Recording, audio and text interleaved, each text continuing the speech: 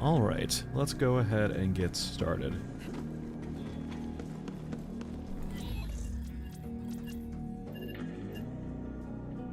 You know what, let's go ahead and start with Scorched Enclave.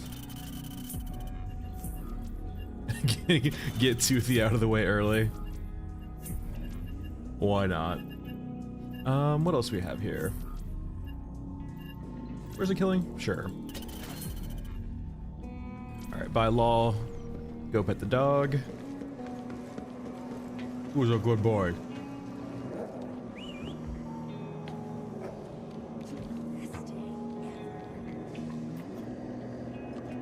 Companion when, please.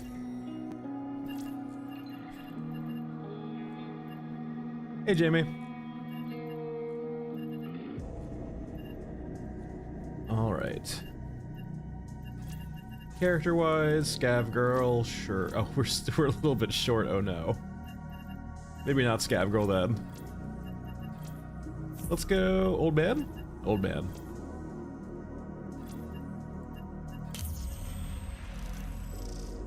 Let's move you over. Bring a good old jump. Hey John, hey Duffs.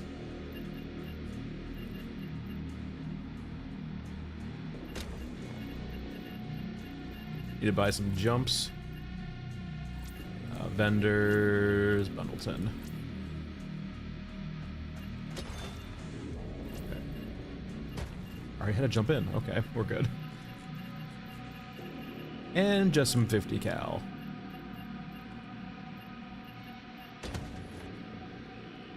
Do we need anything else? Probably not. Probably not. We'll be fine. We'll be fine. Hello.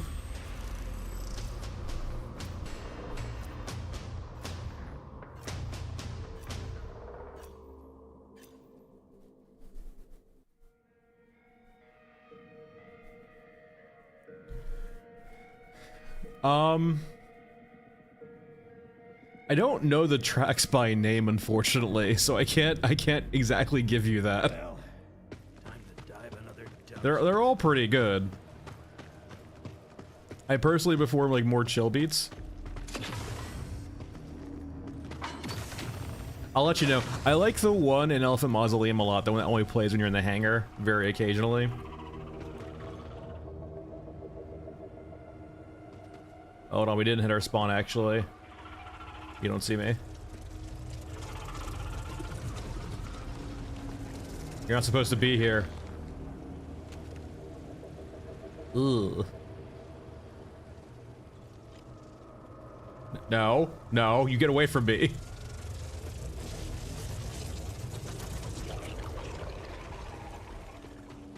Freaks. Anyway. Hey, boo boo.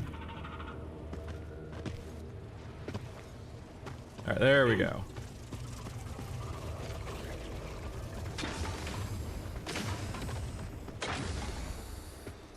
I kinda... It's real tempting to try to jump at the... Hey!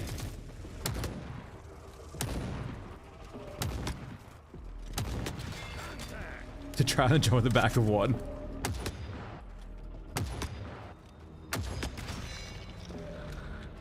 All drones must die. Alright, we're good there.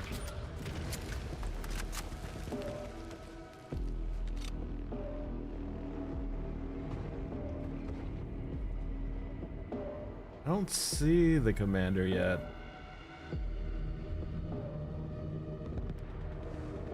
Might be behind the wall. That or the commander got crushed by his frickin' Toothy. That's happened before. Hey, Delta.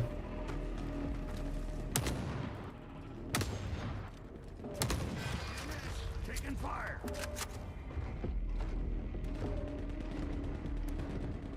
It would not be the first time that Toothy's accidentally killed his commander. But hopefully that's not the case. I guess let's go find out.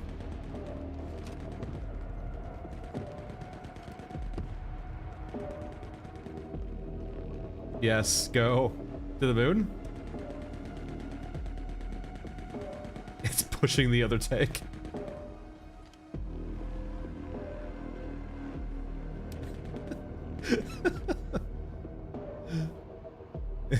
such a weird bug.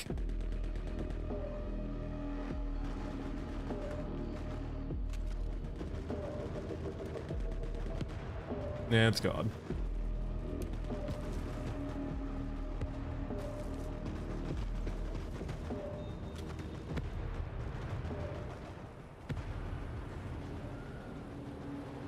Alright, down we go. That hurt a bit for sure.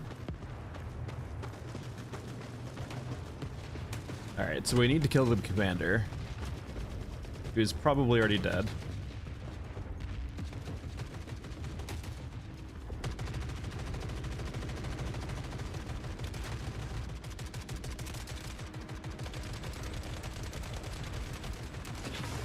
Are you shooting at me?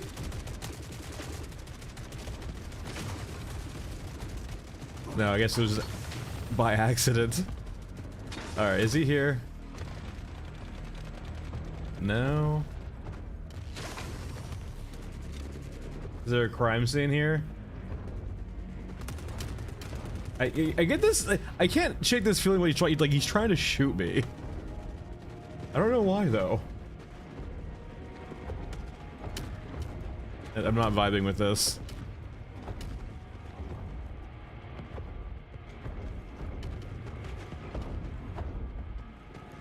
I think the commander died to Toothy. Is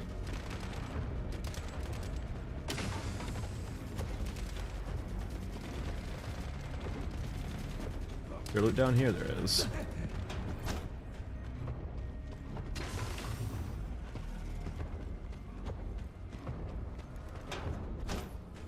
Well, I guess it's time to... Are you... I can't shake this feeling that, like, you know I'm here. And you're just trying to play it nonchalantly.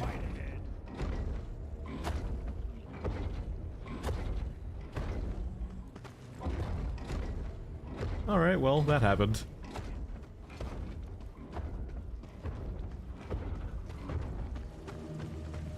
Wait, really? I missed it? Oh, there we go. Free. Oh, we didn't find anything. Well, we didn't try to do anything either. Let's run it back and see if we can find the commander. I'm guessing he had to die early. We'll just stash and re-equip. And let's bring our jump in again, and some 50 cal, and we'll be good.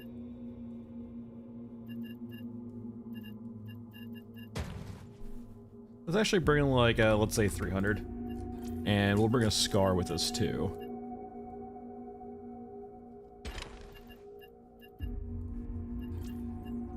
If they ever work silencers, I am actually kind of excited to be able to use the scar.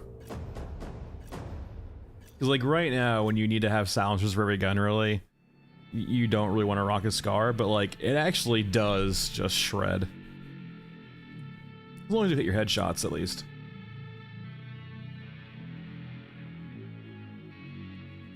I'm too old for this shit. Alright, take two. Let's see if we can get a commander kill.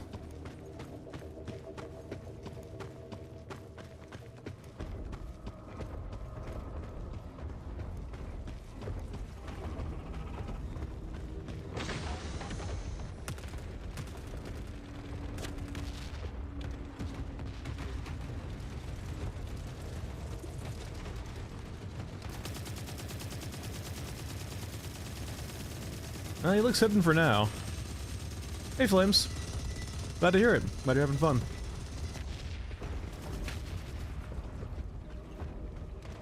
The game is certainly a vibe.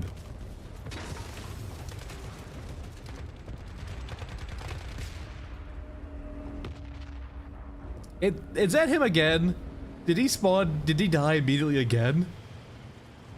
Toothy, stop killing your commander. I need him. And now he's in the trench line where I don't want him to be.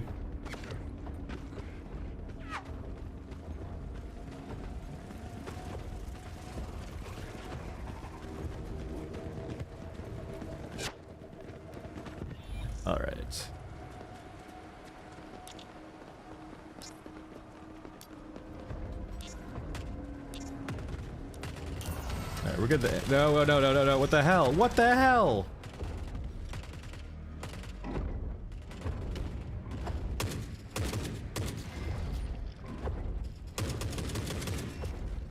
I don't feel safe all of a sudden. Hey, you can go be a distraction for me.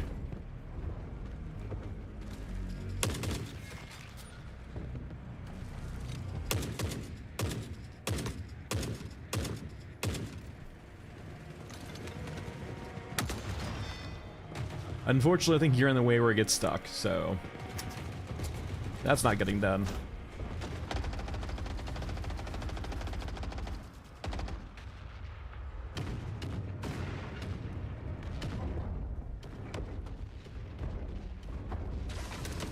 Looks like we're good for now.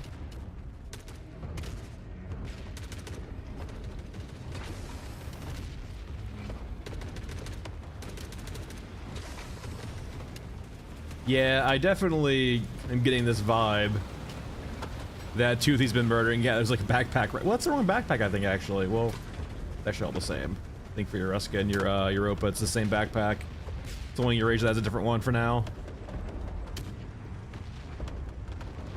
Alright, well, time to leave.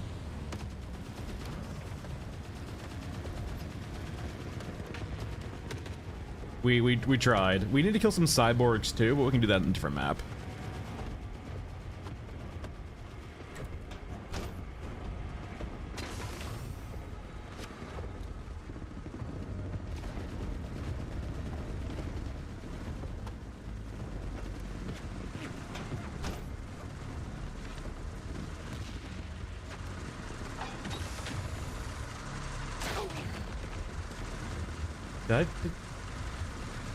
I guess I took fall damage? Well, time to leave. I love that little exploit. I'm sure it's not long for this world, but it's still fun. Yeah, nothing done. Oh well, we tried. I can't help that Toothy's killing his guard. Or I guess his person he's supposed to be guarding.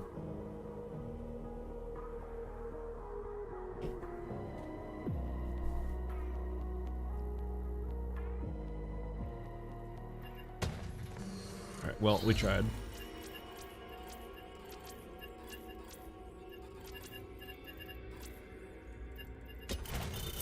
And what else?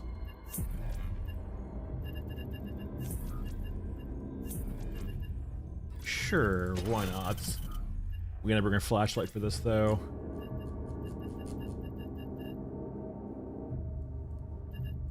Customize, let me make sure we have a flashlight. We should be good now, then plenty of 50 cal. And then just a jump. Though I will say, attack him actually does help us out a bit here. For that one quest. Swamp, Titan Wreck, and we're good.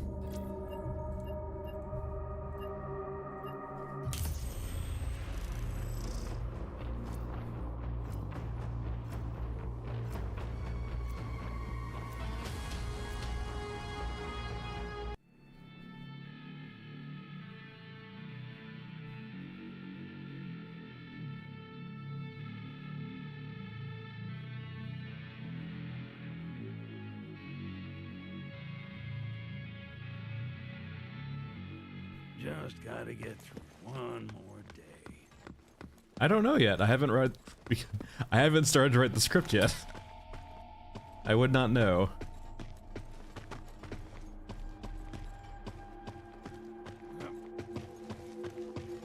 It's you gotta think about it a bit. I will say, mentally right now, hey Booch, Europa hasn't gotten any love recently. And it's kind of Europa's fault, but still. But maybe Europa deserves some love.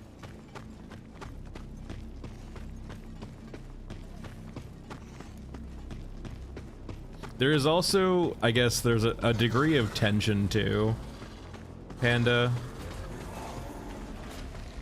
As we get closer and closer to like a patch, it becomes a bit sketchier to do something like that. So there's a quest in the Titan Wreck project to go do after this.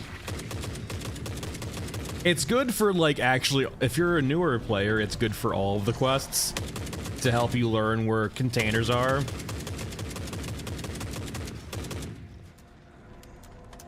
Hold on. Go away. But for this particular quest, it's such a pain in the butt to find them. It's really nice to see the highlights. It's going to be the quest, in the manufactured heist quest inside of the Titans. Because it's really hard to see them sometimes.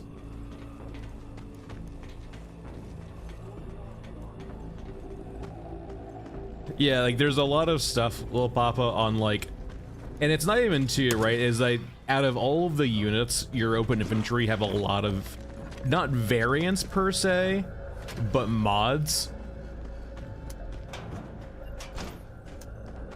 Like you'll see a lot of different kits on your open soldiers, which is kind of interesting.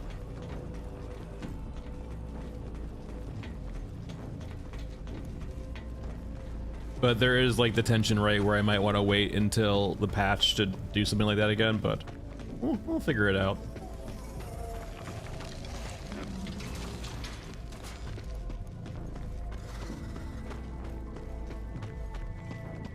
Though from their own notes too, right, it seems like this might be more quality of life focus as opposed to like new units. Units might be coming later, but we'll see.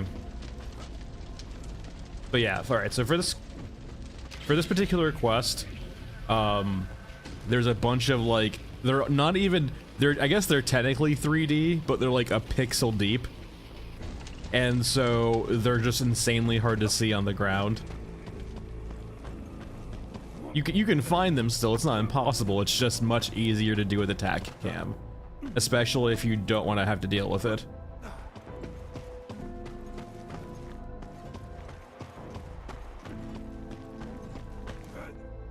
But for regular questing too, if you're like learning the game and you're looking for containers to like obtain quest items out of, the attack cam is amazing because it helps you find those containers. I actually think it's probably a bit too strong. It's a bit too much of a crutch, but at the same time too,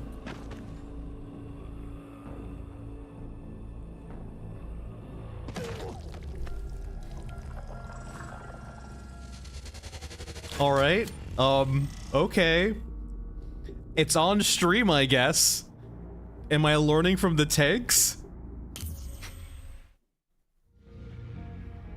All right, well, that certainly just happened.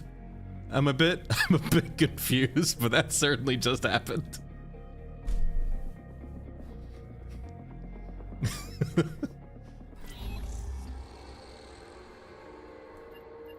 I mean, I would have to learn voice acting, Reiji. I'm not a voice actor, but I mean, I'm always willing to learn new things. That's my like one of my cardinal sins, is I generally enjoy learning lots of different things, and that's not like, you're like, that's not a sin. That's a good thing to have. The problem is like, it's usually only ever superficial or like skin deep. Which same thing is superficial, but. So like I'll learn something, I'll get a bit into it, and they're like, oh, it's a new thing. Let's go learn the new thing instead now. But no, yeah. But anyway, what the hell just happened? Just got launched to the frickin' moon. Like, utterly ridiculous. No, like, you can tell too, I wasn't even that shocked from it, because I'm just like, yeah, this happens, I guess. I don't think I've seen it before, I'm like, but I wasn't surprised by it. I'm like, yeah, I guess this happens. Anyway, let's try again and turn you in.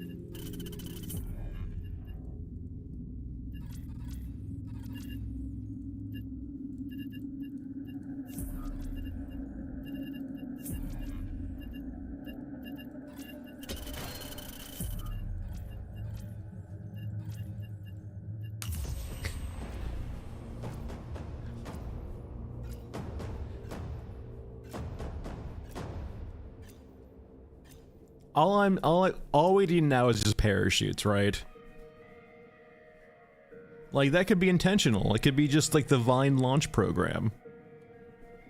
We just need to, you know, get a parachute. I mean, there's the fucking balloons, right? Why can't we just use the balloons? They can carry entire cows. Surely they can act as a parachute for a little old man in some hobo tech.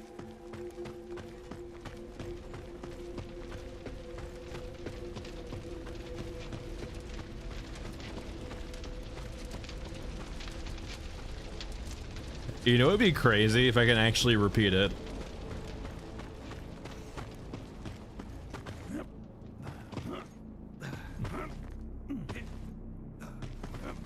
Yeah, Fulton extract. Just attach a fucking. That's such a. It's always so funny to have like.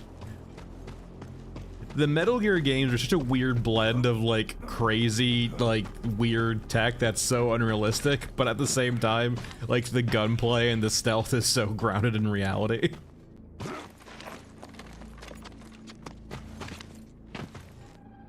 Okay. Forgetting like the last 5 minutes just happened. Anyway. So, what this kind of tech will help you do with this particular quest is that you can see that there's these small things. Hold on, let me. Oh, my flashlight didn't save. Well, I guess we're going in blind.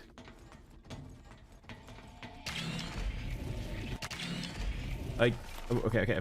So all you need to do is go this way and then go straight. And then turn around. There we go. God, it's so fucking dark in here. It's a cool vibe, I like it. Can I not see in the dark when there's a okay, I can. It's weird. Oh, as I get closer, you can't see it as well. That's an interesting feature. No, no! Wait, why do you have no mods on?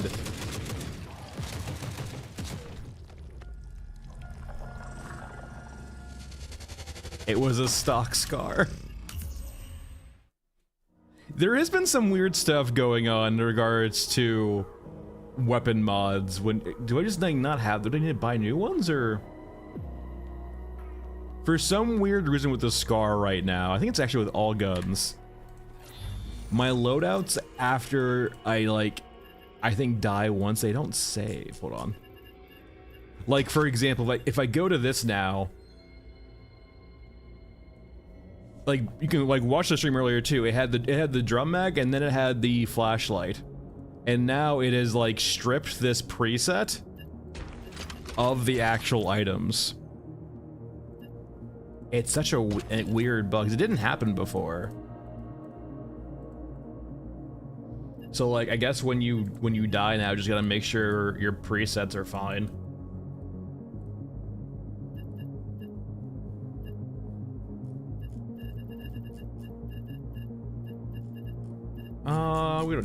We don't need a big gun for this. This is perfectly fine.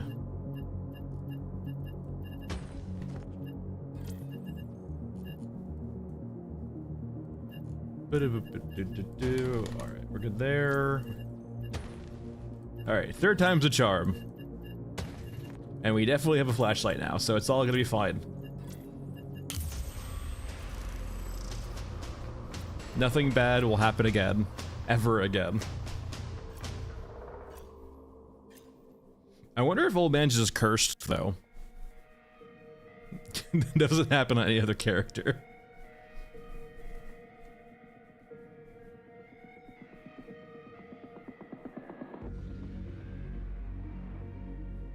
Yeah, it's like Metal Gear Solid 3. It just all the Metal Gears are just like this weird blend of, and then there's like you have like the tactical action or like tactical stealth espionage action of like the Metal Gear series, and then you have what's the one they released after 5 or 4?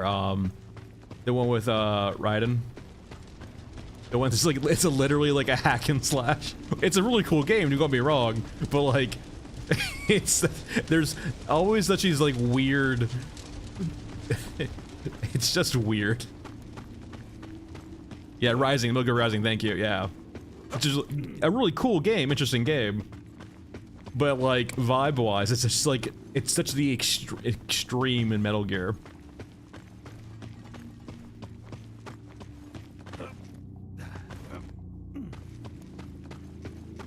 And then you have like Kojima's like been slowly losing it as he gets older. Like we have all the cool like stealth games, tactical games, and so on and so forth, and now we just have package simulator and Death Stranding. Oh my god, we have a flashlight. All I can see. So like with attack cam, it helps you see. I guess there needs to be some light first, but it does help you see it. Okay, so someone mentioned on the Discord too, there's actually some interesting tech you can do here also.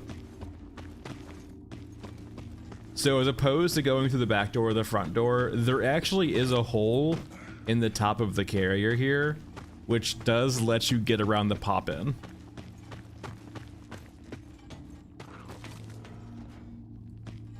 So like we took a little bit of damage there, but now we're inside and we don't have to worry about the pop-in anymore. But yeah, so we can see the objectives here now. These little small, I guess, schematics, if you will. And like, if you don't have a flashlight or attack cam, for example, we would miss this one up here. We would not be able to tell it's here. But because we have both, we can actually figure it out that's here. And, you know, grab it. And without a attack cam or a flashlight or kind of both, it's just a pain in the ass. Weirdly enough, I actually kind of did enjoy that aspect of Death Stranding. Like, it was interesting, right? In regards to... It's not something that's been done before, right? Balance your package simulators.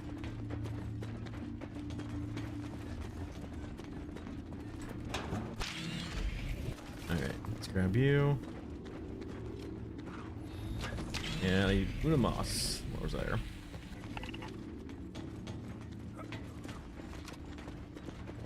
And we're good.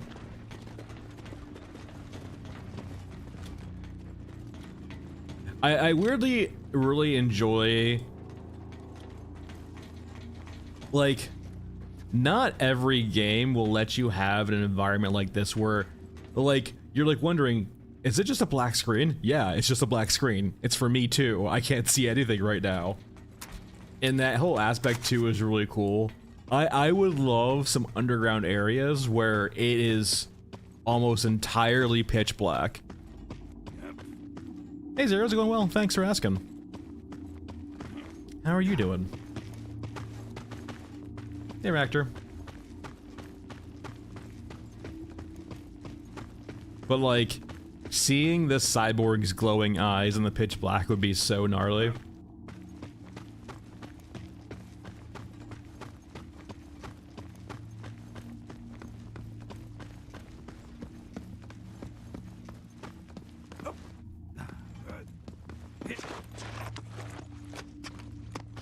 Yeah, it's a real interesting vibe, right? Like usually most games won't have lighting like that.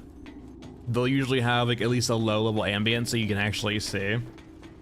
But I do think there's like some really interesting aspects of just like pure blackness.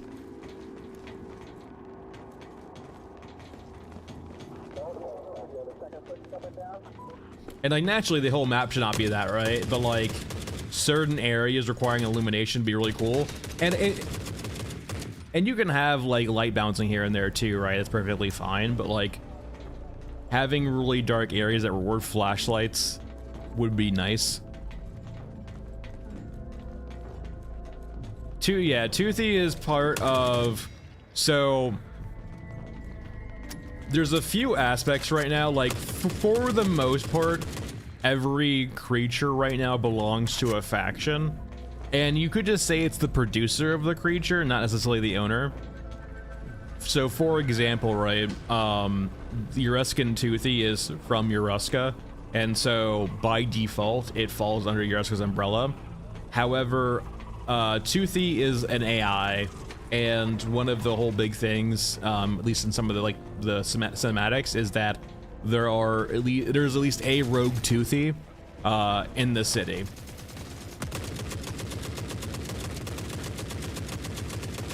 Yeah, that's on me. I shouldn't have fought there. I need to be in cover there.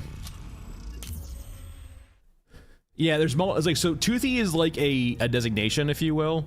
Like, it's a Toothy class mech. However, you might call it the Rogue Toothy, the one that we see in the cinematics that's like killing scavengers by itself in the city.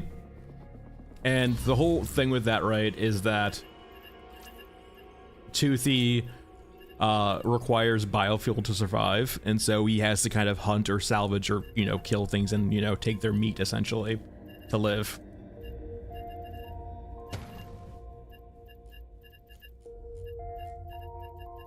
And there's kind of a similar vibe, if you will, to the Grabber.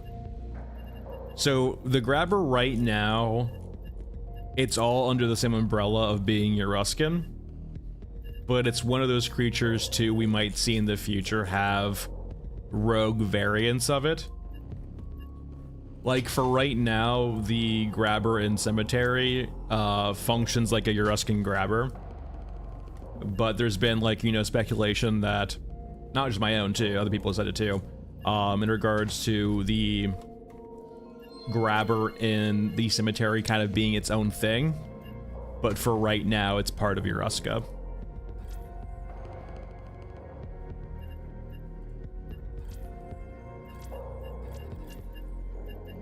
Oh, we died, we didn't get it done.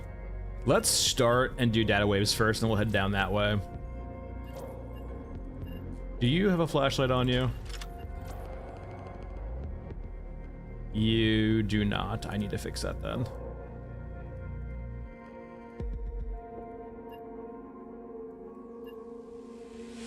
Wait, customize. Big Mac, please. There we go. So we'll start from the injection well and go down that way. Yeah, I kind of think the same thing, Julio Papa, that, like, outside of him refining biofuel for himself, Toothy's kind of whole structure does kind of give the vibe of European.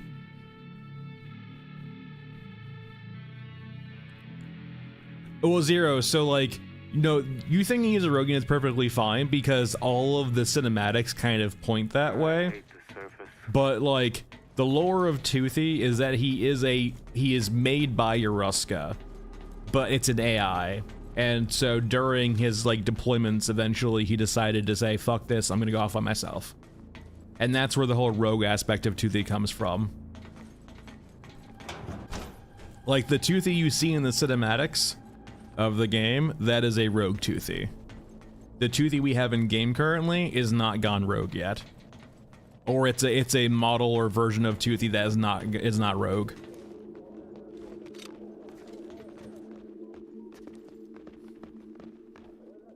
I don't know, considering Lordos can smoke a pack, maybe Toothy can too. It doesn't really look like there's much of Lordos left, to be honest, so. Just sneaks a little snack, Blood Panda. Just a little munch here and there.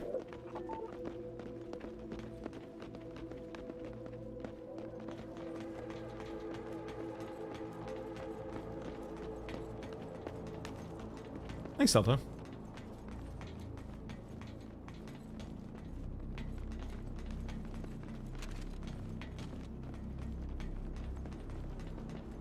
You have Rillo for canon, and then you have me for crackpot theories.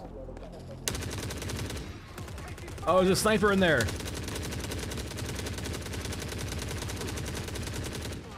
Dude, I didn't see the sniper. Oh god, that stagger killed us immediately. It has not been good running today.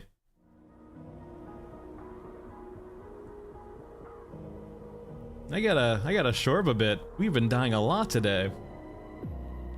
I didn't see that sniper though, I will say. That sniper pegged us, that sniper killed us by itself.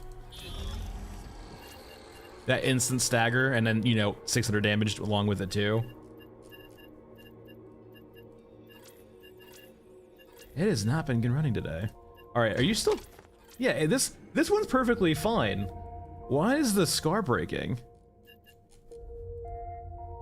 Yeah, I think I don't even mind the fact that snipers hit you for that much. It's just that they're in most games that have units that hit that hard, they generally don't have the reaction time of someone on amphetamine.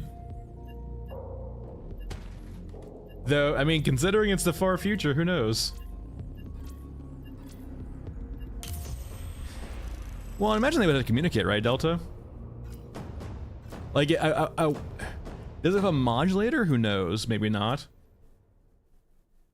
But I imagine it does have like the ability to like to convey messages through text. Do we see Toothy? I don't think we see Toothy in game current, or sorry, in the cinematics like shoot that much, right?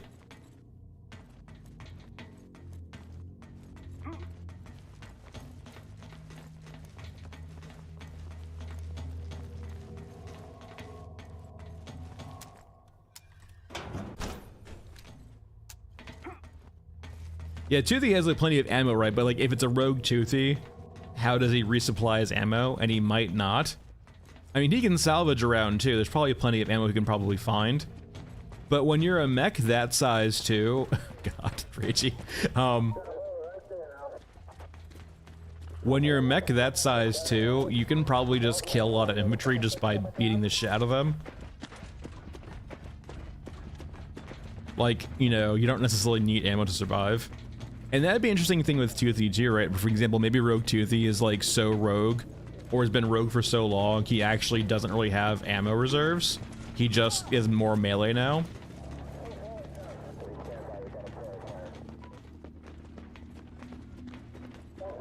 Like, there's definitely the salvaging aspects too, but it would be, yeah, there's a sniper right there.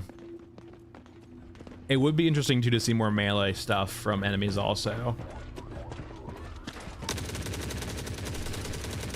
Why are you so fast at moving around? Oh god, we're so low HP.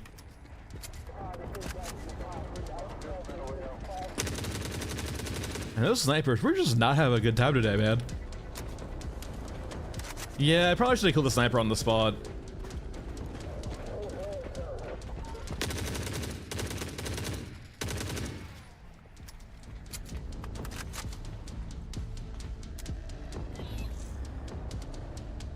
Alright, whatever. We're okay now. We're pretty hurt, but we'll be okay.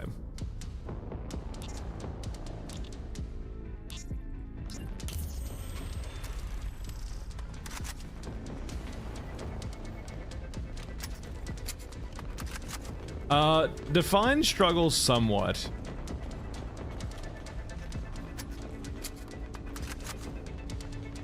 Oh, brawlers.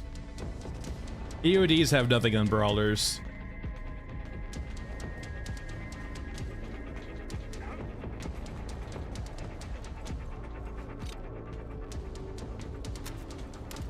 Like, are you getting like 30 FPS, Lewis? Are you getting 60? Like, where are you at frame wise?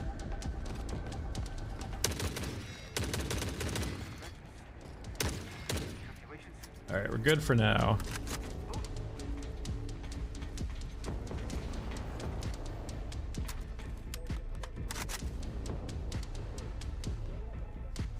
Well, it kind of has another theory too, right? Like, if it's a rogue Toothy, right, it's not looking for like large battle or deployments. So one thing I will say, Lewis, is to make sure to increase your shader cache size. So NVIDIA control panel, you can raise the size of the shader cache from 10 gigs. I would say just go up to 100 gigs. That will help your stuttering. It won't help your frames being low, but it will help the stuttering. In regards to 20-30 FPS, I feel like a 3060 Ti should be getting more than that. The game is CPU dependent. Are you running resolution scaling at all?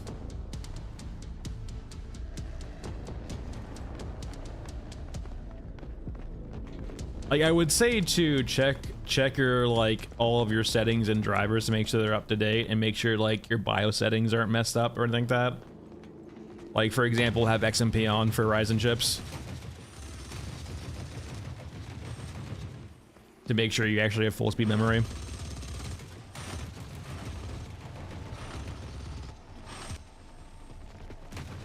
Yeah, the shader cache is definitely one big thing you want to upgrade, because that's I will say one of the core things with stuttering is it's usually this game has a lot of shaders basically.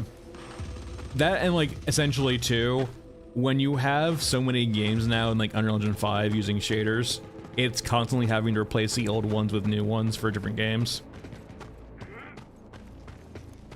When it's only 10 gigs. Yeah, Jimmy, that's fair too. People have gotten used to like having smoother experiences though too. Like, it kind of reminds me back in the day. So like I was used to like, you know, 30, 60 FPS back in the day, like an actual steady experience. My friend wasn't though. I went over to their house and they were playing, I think like some like Delta Ops or like some basically like warfare game. And they were like getting like 10 to 15 FPS, and they just thought that was normal, and they just thought like that's how you played the game. I was like, oh my god, like for him it wasn't that bad because he was used to it, but because we're so used now to like higher frames, it's really jarring to go less than that. When you're used to 60, 30 looks unplayable.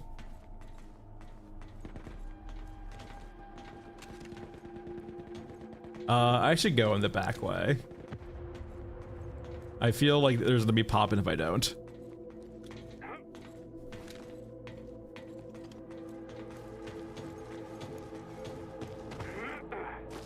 I mean, like, so I'm not running much, like, I'm technically running a better rig than you, Lewis, but like, not by much.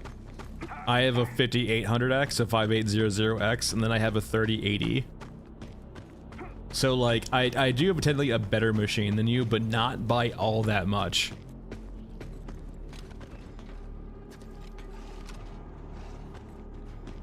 And for reference, I generally sit around, like I'll run, this is 1440p, ignore this, just because it's borderless.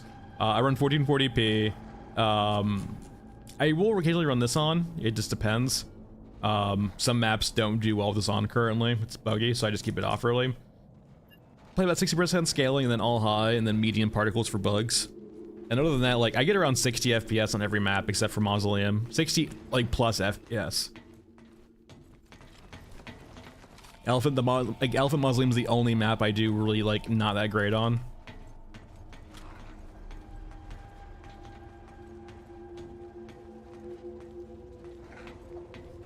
Well, there would have been poppin'. That's nice to know.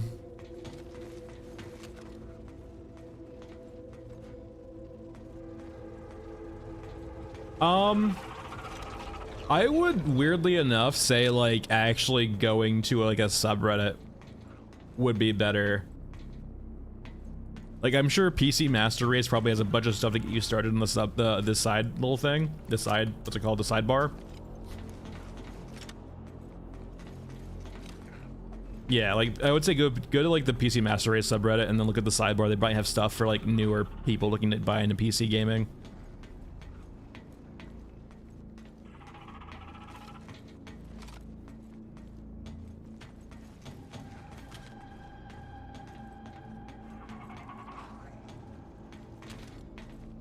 And usually text stays up to date way longer than video does, too.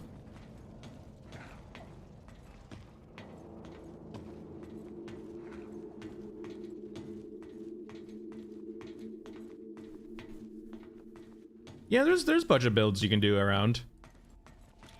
I will say the B550, or is it 550 for, like, Intel is actually releasing some pretty good budget cards nowadays, which is nice. I have no idea how they run this game, but like, it's nice to see more budget-friendly cards come into play. Yeah, that's kind of how I feel too. Like a 3060 Ti, like his specs, I feel like, what are you doing in here?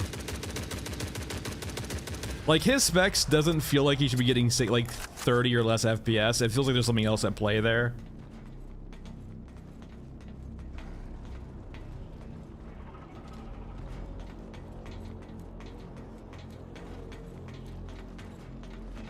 And like there is the whole thing too, right, Diet, where like this game is fairly CPU intensive.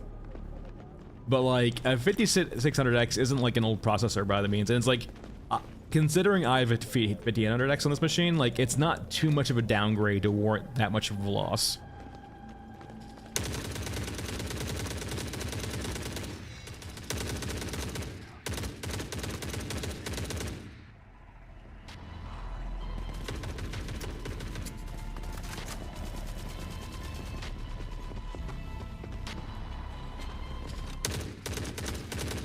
Alright, we're good there. Looking for one more schematic. And it's not down here. And this is why you want to bring attack cam for this quest. It helps out a lot with finding these damn schematics.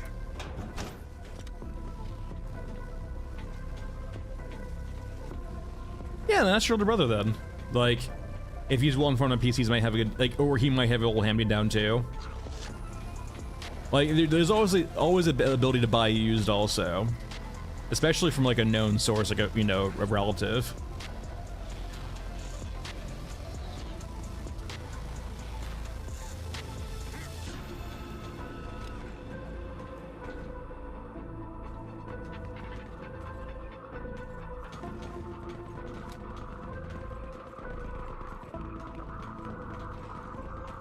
Yeah, we'll see too, Lewis. If they push an update soon for this game that like supports the newest version of DLSS, it might help you out a lot more too. I know that DLSS 4 has a lot better frame gen now. Where are you?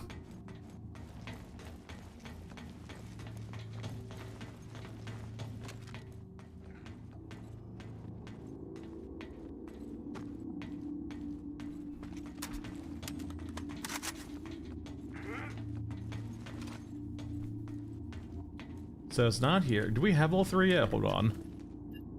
Did I grab all three? Yeah, we're still missing one. Got it. Yeah, I'm curious where they're gonna go in regards to like how much they're gonna do. I am curious if we're gonna see any progression or any semblance of a story. I don't think we're gonna get that much of a story in the game itself. But like, I'm curious about the whole progression aspect of it. But yeah, this is why you bring attack cam, because when you have something that's like a pixel wide or pixel deep, finding it can be a real bitch sometimes. It basically looks like, oh, there it is, right there. Like, for example, it blends in so damn well.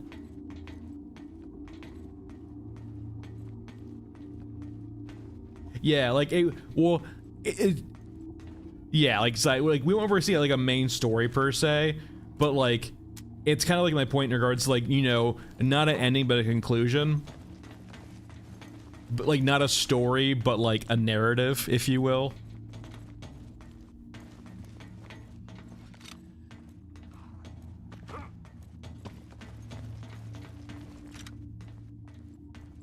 And what I mean by that, to elaborate, is naturally we don't ever get like a hard story of like, you know, progression through an area, like a beginning and an end. But like narrative features that kind of help tell a story dynamically would be interesting.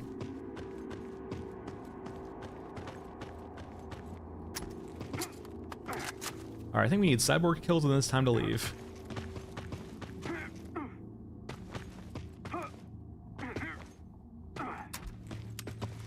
Yeah, I know, Kylo. We should be seeing, I think, new units. We'll see. Like, either new units this patch. It sounds like they were breaking apart the big patch into two smaller patches.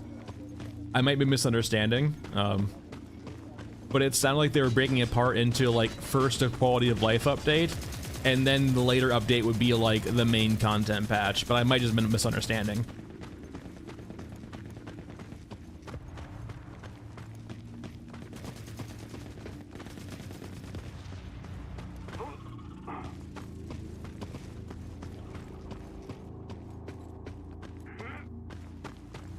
Me see no cyborgs.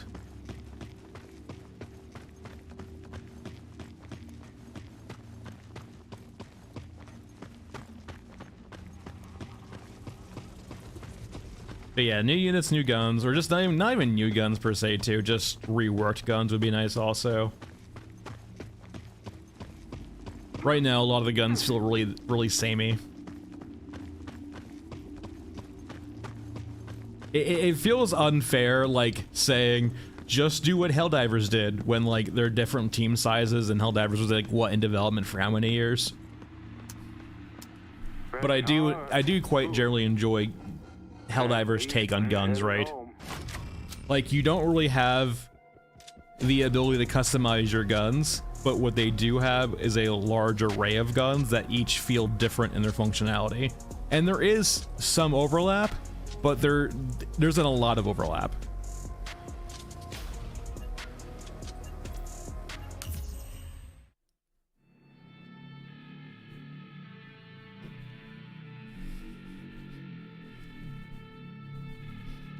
Yeah, if they show off, like, it would be nice to see their implementation of a large creature like Big Green. Alright, quests are complete.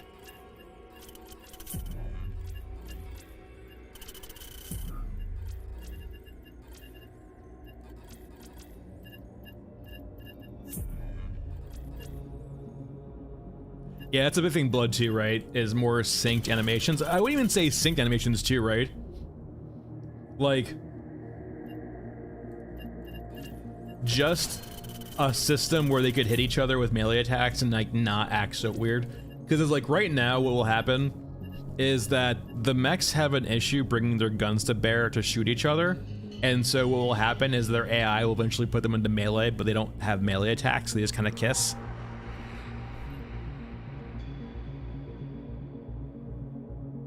I don't think we'll see either of that, Astro.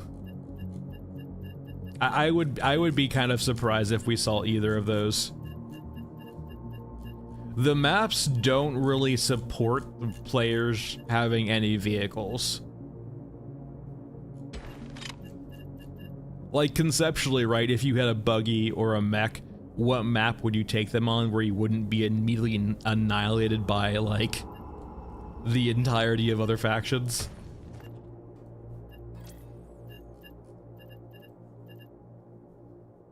Like, conceptually, it sounds cool, and like, for this particular game, I'm not sure if it would work, but if they were to do other games in the future in this IP, it would be interesting.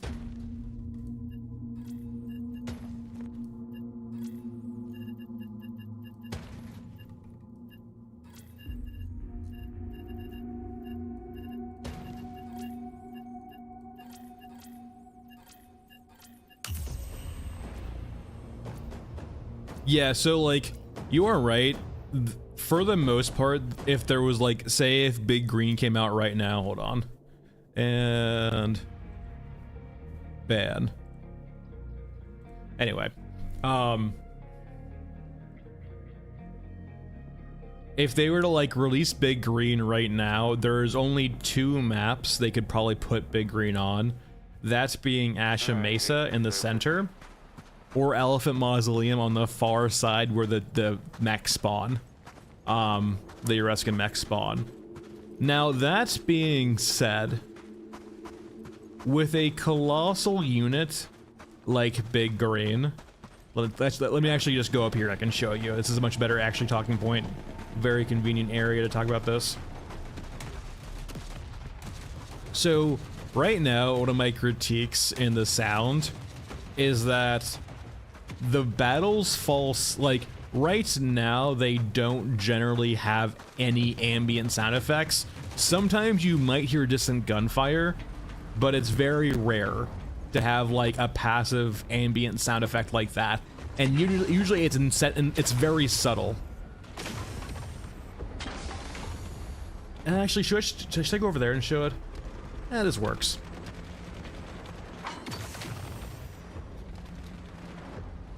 I brought a GM6. You know, I didn't want to snipe anyway. It's fine. I wonder if I just like need to like clear out my folder of that.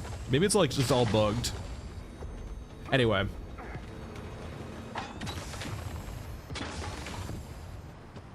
Alright. So my point with this being, right, is that a unit like Big Green might not be able to fit on the map itself. However, it could be a unit where, because you're not supposed to really interact with Big Green, because it's so large you would never be able to kill it by yourself, naturally, it could be on areas off the map shooting in, like providing support. It could, for example, say if Big Green was a carrier of forms, it could be something that you see choppers or reinforcements come from off the map. Like, big units like that don't necessarily need to be on the map itself. It can be out of bounds, like behind some terrain where you can barely see it, or you see it like off in the distance. And there's nothing over there though. It's just death over there. But it could replace the crawler too. Like, instead of the crawler being there, for example, it could be Big Green. But like how we currently have the crawlers is how I see other massive units in the future, right? But much more interactive. Like, for example, we might actually see this eventually become a unit, for example, right? Ones that you can actually see like start shooting interactive. They did say they don't want to deal with having like units within units, or like the ability to go inside units. That's something that they want to conceptually explore, which is perfectly fine. It's a lot of fucking work to do that. But like you can still kind of cheat a little bit that way. Yeah, like for example, that would be a way Blood Panda to add, if they wanted to keep the sound effects and the immersion grounded in the game itself and not cheat on it. Like, that could be a whole thing where, for example, you have, say over here you have Big Green, right? And say over here you have the Titans, and they're firing overhead and like dispatching reinforcements while you're in the middle of the map. Yeah, it might not be that big, Jamie. You're perfectly right, but in regards to like massive enemies like that, you don't necessarily need to have them on the map itself. And honestly, I would even say like the outer areas of Elephant Mausoleum, they're basically not on the map anyway.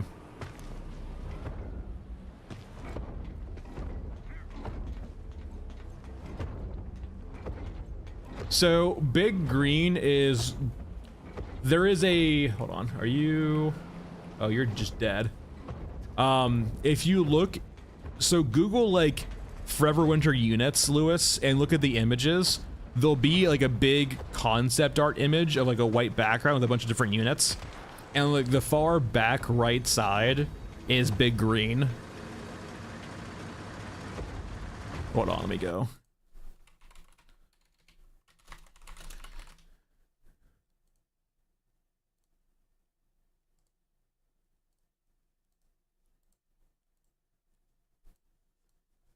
So this right here, so like for example, it's poor size wise. It's not great relative size wise, but like you can kind of see, like this is Big Green over here, right? It's gonna be our first large mech, and then we have different things we haven't seen before, like we have the tanks and so on and so forth. It's hard to tell relative sizes here. We have cyborgs. Like it's definitely not up to size, but this right here is Big Green.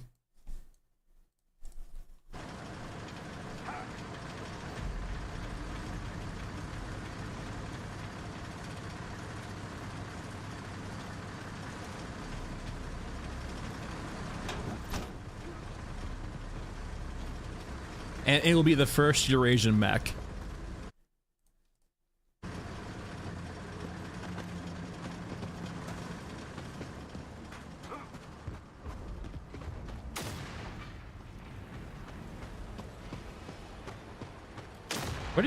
What are you shooting at? Oh, you're shooting at the drone. Please don't hit me by accident.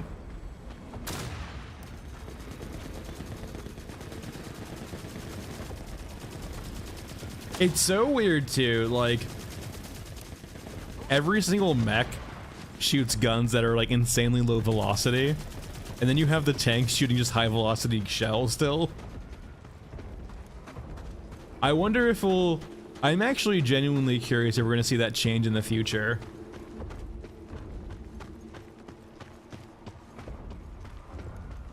If we're gonna have higher velocity weapons in the future from the units.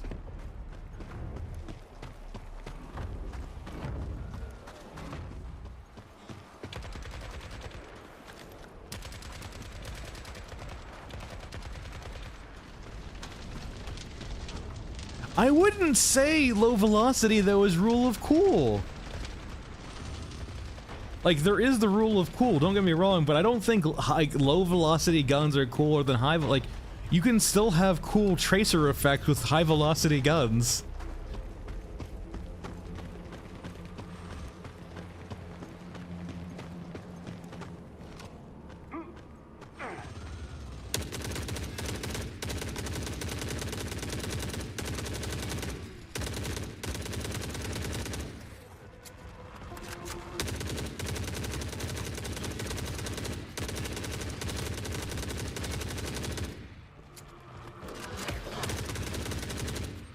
Like, I will say too, right? You can have,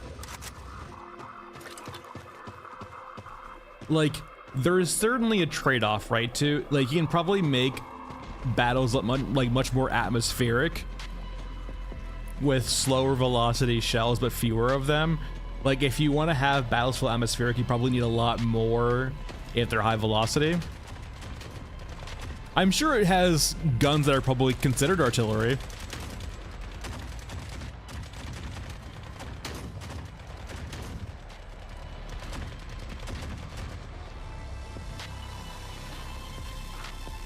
And I would love to see artillery too. Like, if there was like only going to be one like off-map effect added, it would have to be artillery. The king of the battlefield.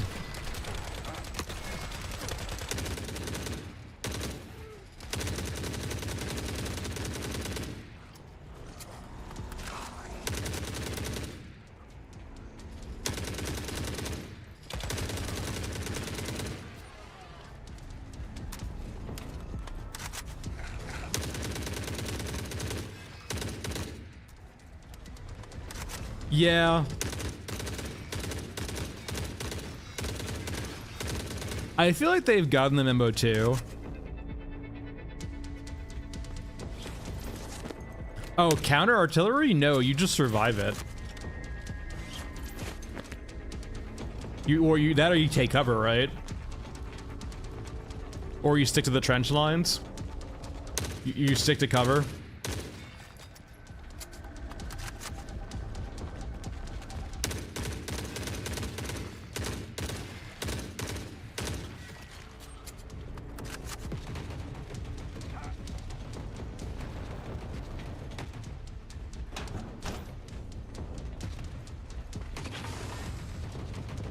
All right.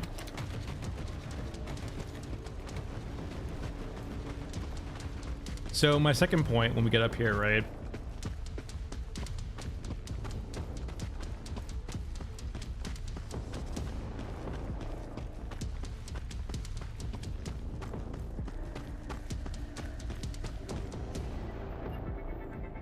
I apologize, but this is for experimentation.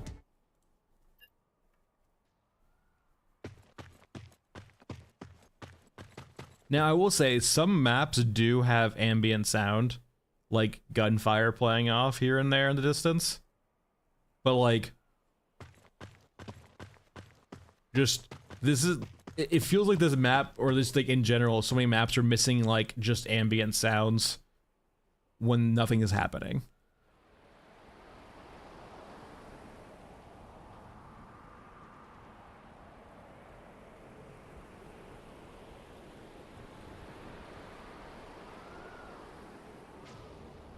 Like a distant artillery shell.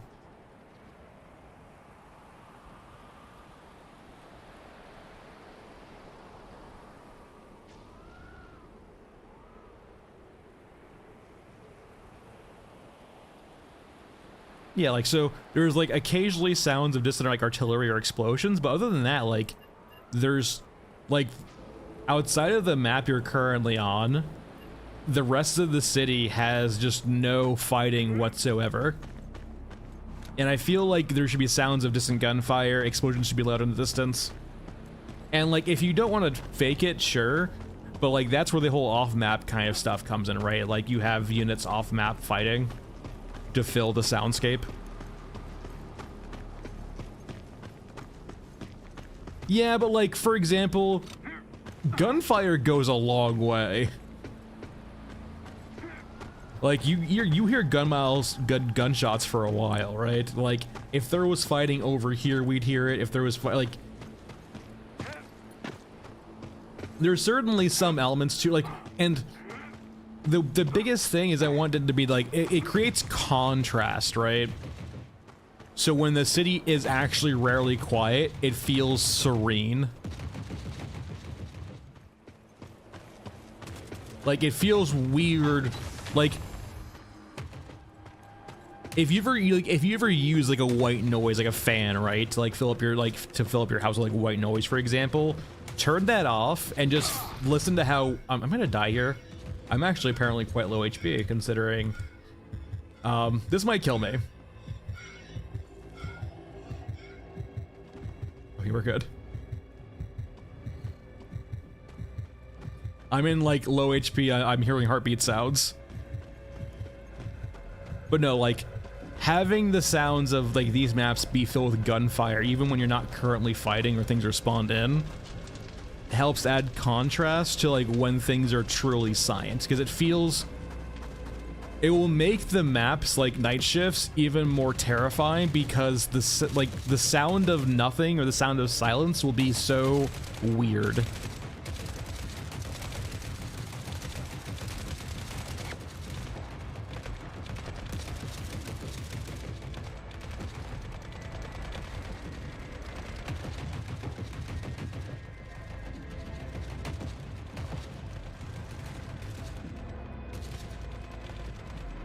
Yeah, so we're probably about like when we have screen shake, we're generally around 100 HP or so, give or take, like probably about 50. So essentially, like we're in like get shot once and we die territory.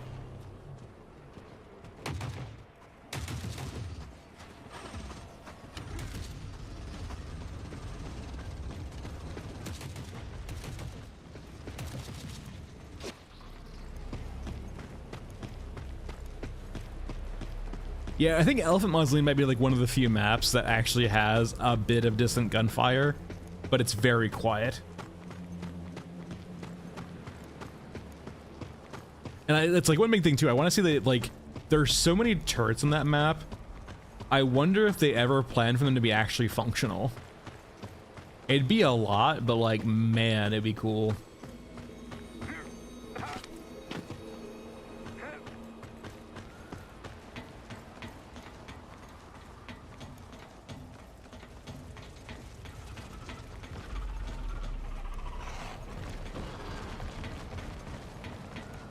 And it could be used kind of, Lewis, in a very... I don't think we'll ever see maps as big in the game, but it kind of would be interesting, right? You could use the sound of silence to kind of signify almost a changing in the shifts. So say, for example, if you could be on a map... Like, this is never going to happen, right? But theoretically, say, for example, you were on a map for so long that the day has passed. During the changing of the shifts from like the dying out of the battles into the night shift, you would have this kind of weird sound of silence as things began, and like you maybe hear like distant moving, right? But like the map would fall silent all of a sudden, right? And things would stop deploying and like the battle would end and it'd be quiet for a bit. Then you would hear the distant sounds of things walking toward you, like these giant behemoths, and you would see mothers coming out to start salvaging.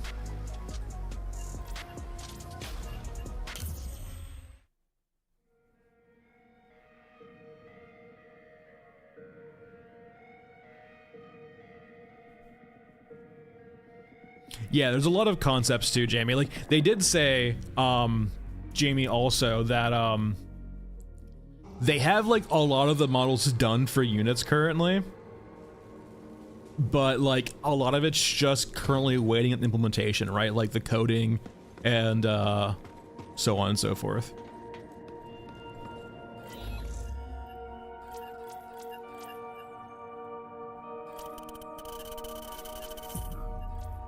Well, if he spawned, he died.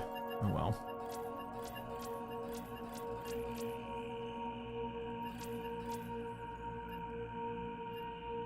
You know what? I usually spawn pipes. Let's be weird here.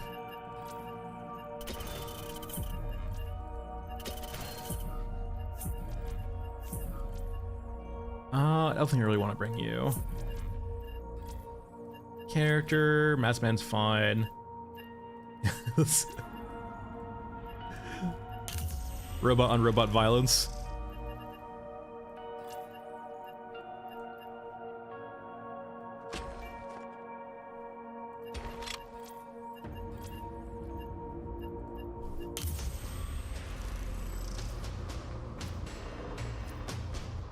And Mother Courage is kind of like that right now, like Lewis, right? Mother Courages are fairly silent. They make basically no noise, right? And they're actually not that aggressive either. They will follow you around, but like it's never like like the only time you will actually ever die to a Mother Courage is if like you're being belligerent.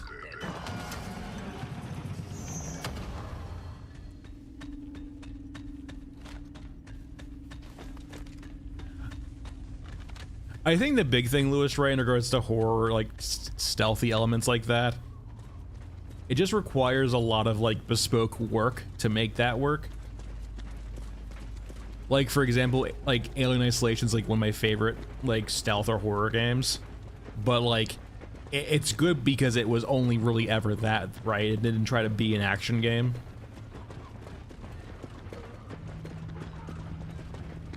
Don't you come up here.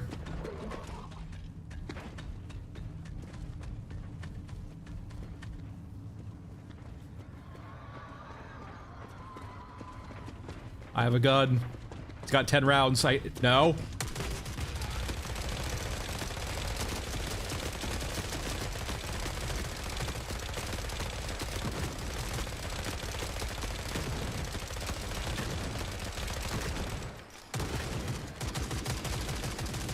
I'm out of bullets.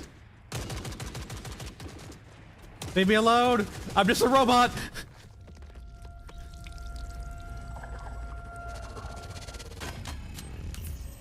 I just can't see the point why I'd ever spawn maintenance tunnel.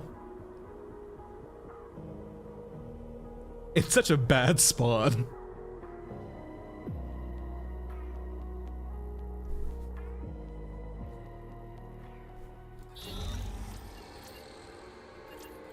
Like, maintenance tunnel, you have to deal with the grabber being in a worse spot. You have to deal with Euroskin patrol being there. And then you, like, it's not... The other spawn, you have ways around that, but like, it is just straight linearity out of that one, right?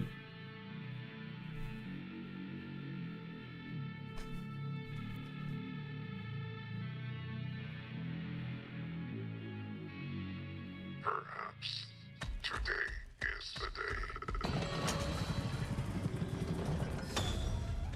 Nah, it's just unfortunate. I think it's... Let's see if they're still here. I think the way it works is they get kind of... The formations they run are very rigid, and they have to fulfill them. And I think that generally means when they're crossing the corner here, it ends up with that last one having to come up the stairs.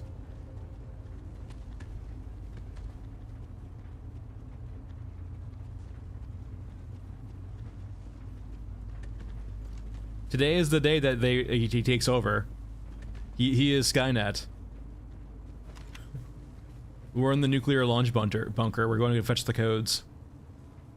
Am I here? No? Is my theory wrong? Theory wrong, okay.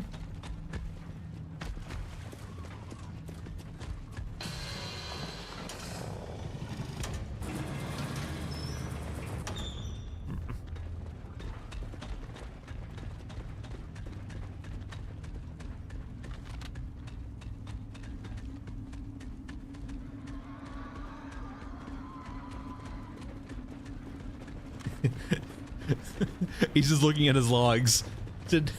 Today equal true.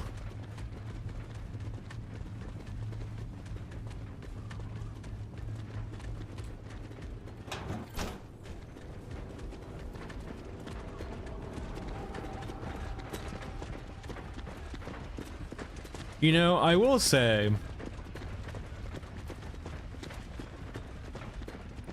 while it might be hard to feign death as a like a human,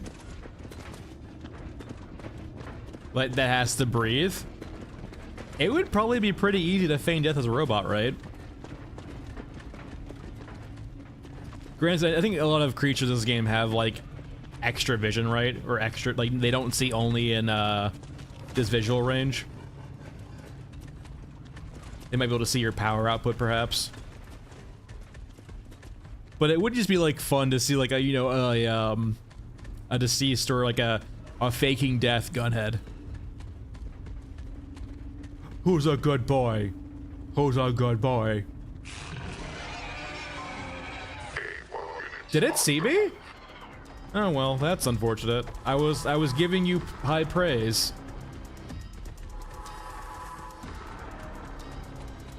Well, I got one swipe at me before it gets really angry.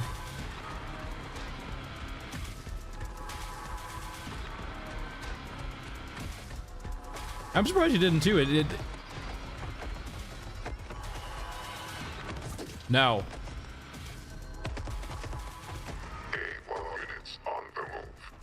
Bad dog. No, don't you swipe at me. Don't you swipe at me.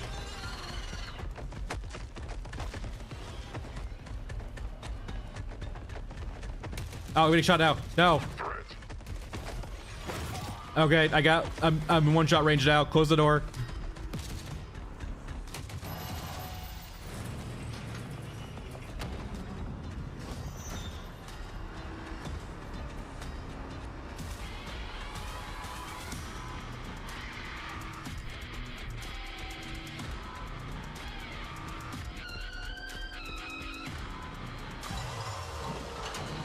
You ever curious though, Reiji? You never want to get grabbed by the grabber?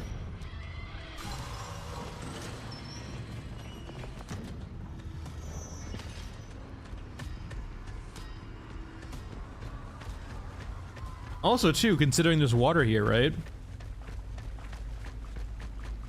What? The game is about not getting paralyzed by fear. Our abrasiveness is what saved us there. There's Bob.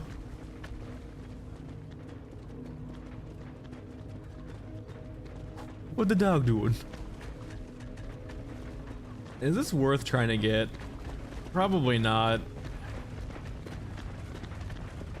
We're here for the book quest, but the book quest is like probably there, if anywhere. We checked the other two spots already. The only problem is there's freaking 2 patrols in here.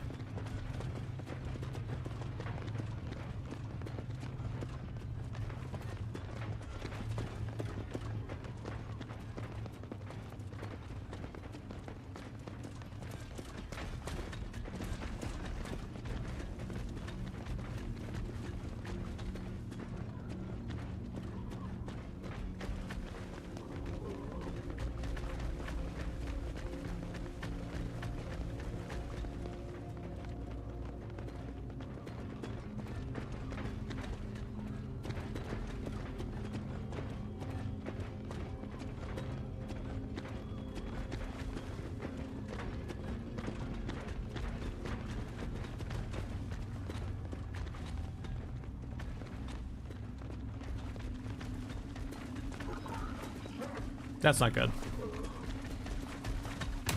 Enemy contact. I'm just a guthead.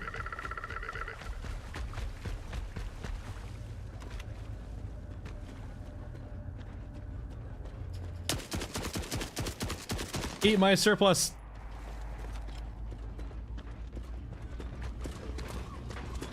Oh shit, that's the whole fucking gang. Let me up.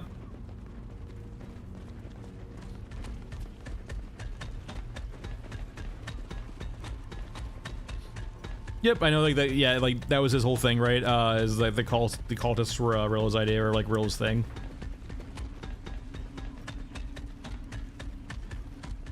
That's the book before they come back to the tunnel. Please be here.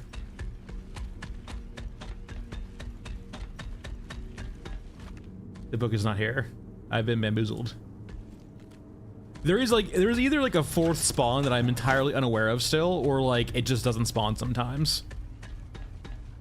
It spawns here, and there's those two other areas we checked in the main atrium over there.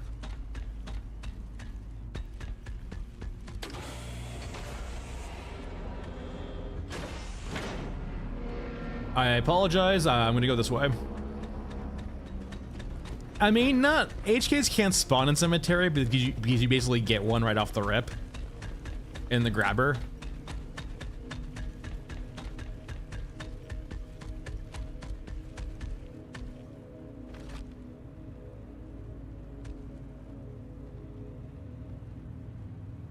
What the hell is that? Is that what's it called? That reminds me of War of the Worlds. What the hell is that? Pointy head?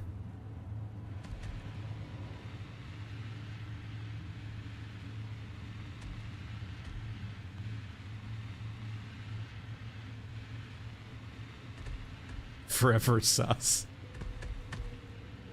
And we have the dog there, right? That's perfectly understandable. And we have Rat King. What the hell is this? This has to be War of the Worlds.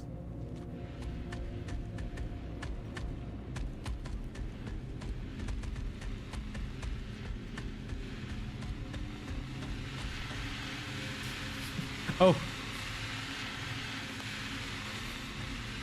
Imagine getting like mauled to like an inch of your life and your only escape being like an infinite freaking ladder. I might just be like, okay, yeah, let's just let it happen. All right, dog, take me.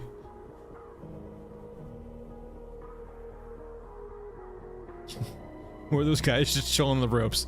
They're just, they're sleeping. Oh, we got one done. We'll take one.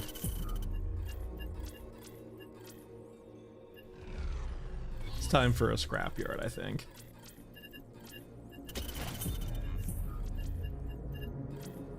You don't really spawn on scrapyard, so not you.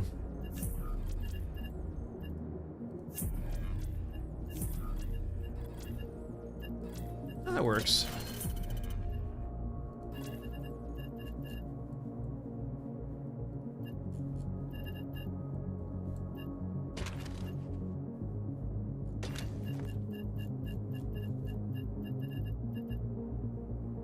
Oh, Jamie, that's a good call, actually. I believe, yeah, in Lourdes's story, that's 100% correct. There was like a tripod creature that would take people. Or I think it impaled, yeah, impaled someone. Good call.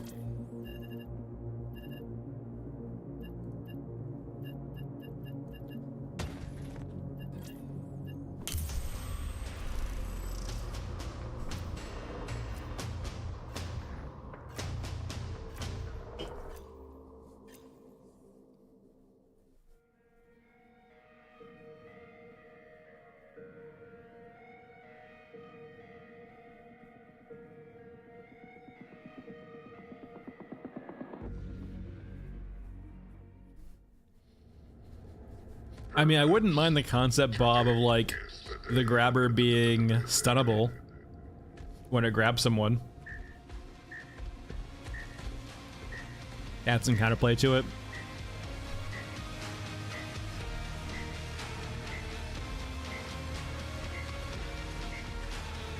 I think either or are right. Like, it could just be like, so these cyborgs could be a few different things. The first is that they could be like basically conscripts, given the worst possible gear that even fails to pass QA standards. It could be part of the process of like weeding out only the best of the best who manage to survive. Kind of like a weird perverse incentive structure. So I think of it this way, right? If you were like a machine learning AI,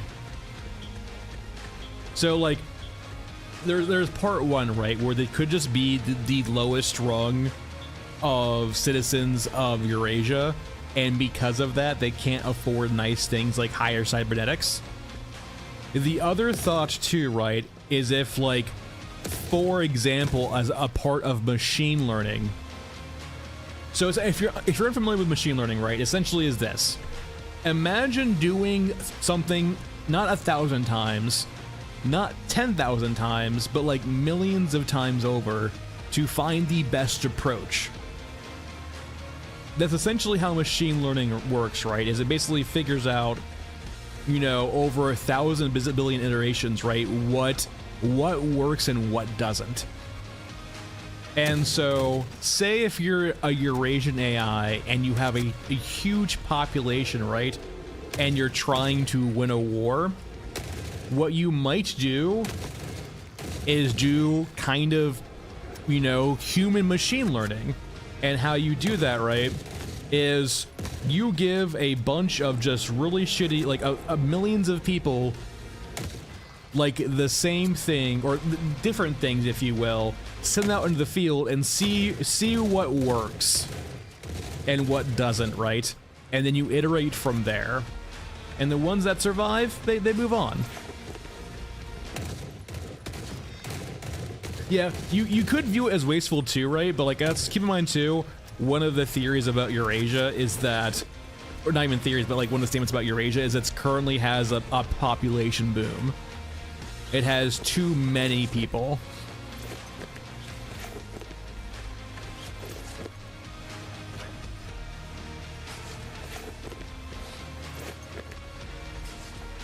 Lewis, I mean, that's not the same thing as machine learning, though.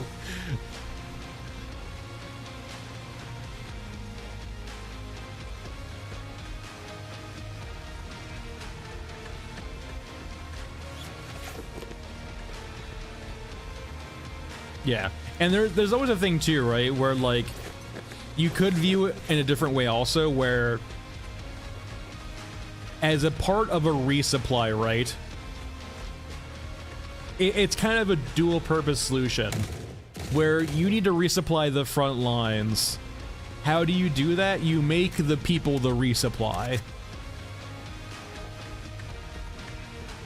So not only are you sending like fresh troops to the front line, you have the mothers to go salvage them when they die, or when they become into a state of disrepair.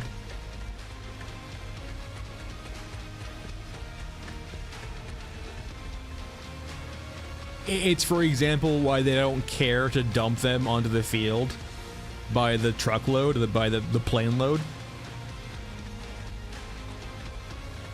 Well, it depends on the theory, right, Reiji? If we're saying it's like the Q&A theory where, you know, conscripts who can't afford good parts are the lowest rung of cyborgs, then yeah, sure, like, you know, having money and getting drafted might mean you survive longer. And you might make it back, which is probably the case. Or if it's like the promotion thing, right, too, where it's kind of like a, you know, your iteration that passes the QA, like passes the test along the way, gets promoted. Could be different.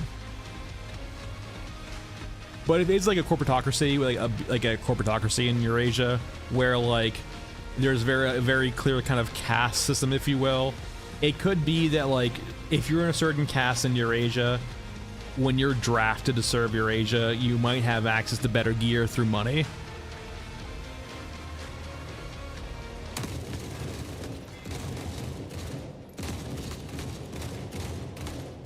Like if a thing with Eurasia, right, is if you are drafted, you serve, but you have to buy your own gear, or you can buy your own gear, right?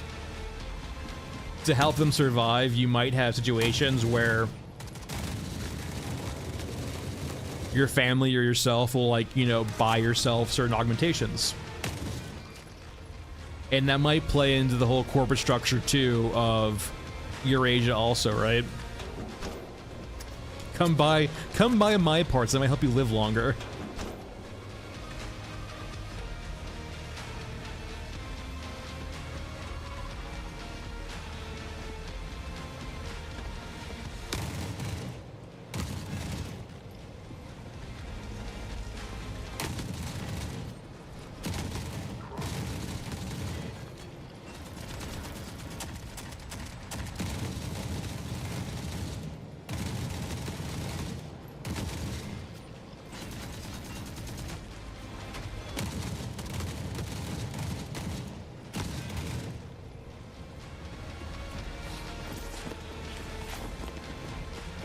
Ah, I'm stuck. There we go, we're good. Time to leave.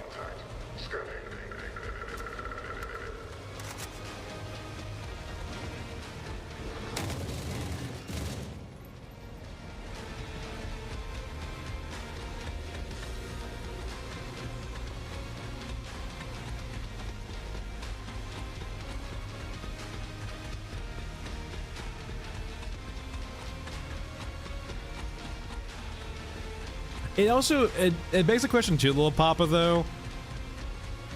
We'll have to see if they remove this or retcon this, but the whole thing too, right, with so much of like the higher end gear for Eurasia has the implication that it's manufactured in space. So for those out of the know, essentially a bunch of the Eurasian stuff will have the tag manufactured in a micro-G environment. And like, that just clearly screams space, right? If Eurasia had the ability to manipulate gravity on the planet, how has it not won the war? So like, it feels like either that's on the units in error, or there has to be stuff in space.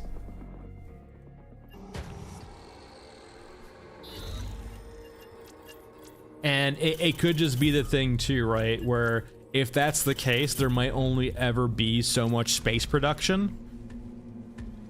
And to field an army then, to field an army with their current configuration, it might require them to have a bunch of units that don't use the stuff of that's made in the space.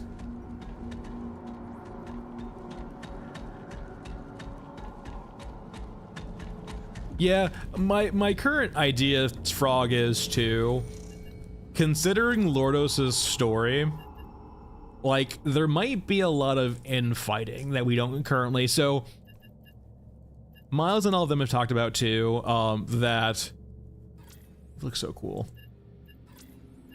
They've talked about kind of what is it? Hold on, let me fix you, Maki. They've talked about essentially adding more sub-factions to other factions. So we won't see another Euraska, Eurasia, Europa, so on and so forth, but we'll see sub-factions within those factions. And what could be the case is there might be actually like infighting, if you will, to some extent.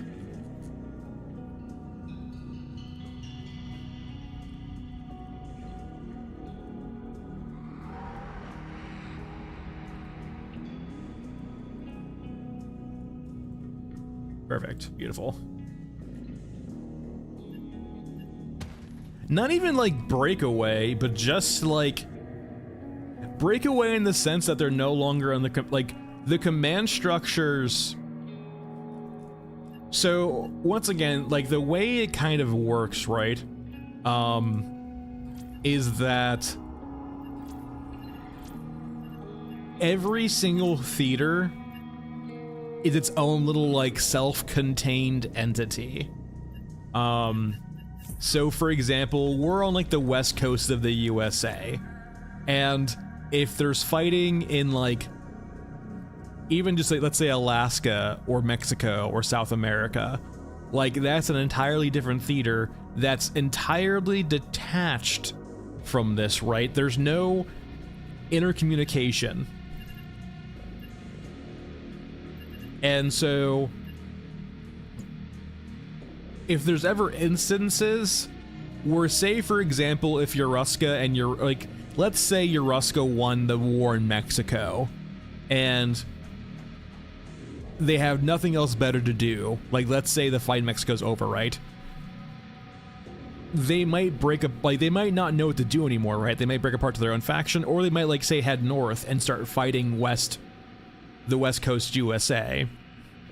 And perhaps they've been so changed by time, they're not even really Euraskan anymore. I don't know. So there might be infighting in that regards too, right? Or rebellions too, here and there. When you have like an entirely like detached command structure like that doesn't have communication between theaters, there might be cases where there's just like accidental friendly fire on a massive scale. or units you can't control, right? Like, it's kind of been shown. If the creature in Lordos's story was the grabber, then like there's a clear case for example, right, where the grabber is just like, it's a powerful creature, but it ends up killing your own guys a lot of the time too.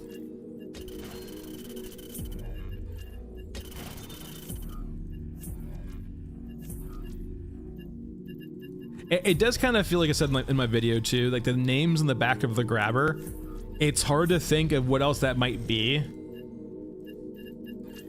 Like, could it be people who've made the grabber? Sure.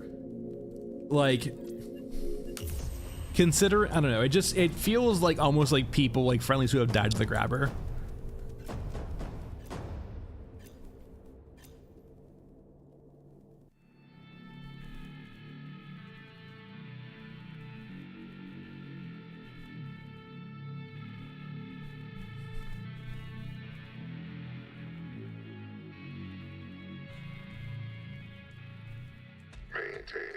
Yeah, little Papa, that could be the case too, right?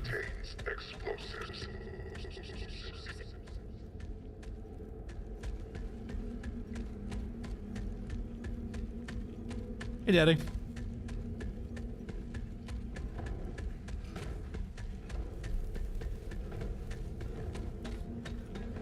Well, like, so the only faction that doesn't really heavily utilize AIs is Europa. And Europa still almost assuredly has AIs. It's just not a crutch it uses as much as the other two does.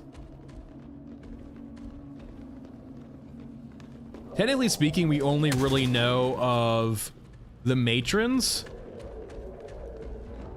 But like, it's almost assuredly the case that the Eurasia uses AI, right? But like for Europa,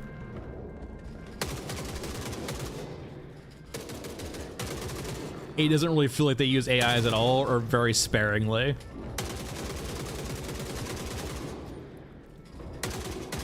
Yeah, I think it's like intentionally dumb, right, Blood Panda? Like, they're intentionally neutered to not be that powerful because they don't want them to break away.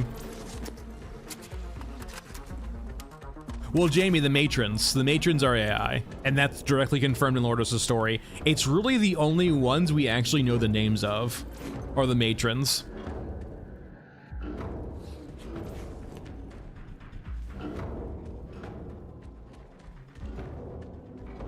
Yeah, it's weird. So like, Gunhead's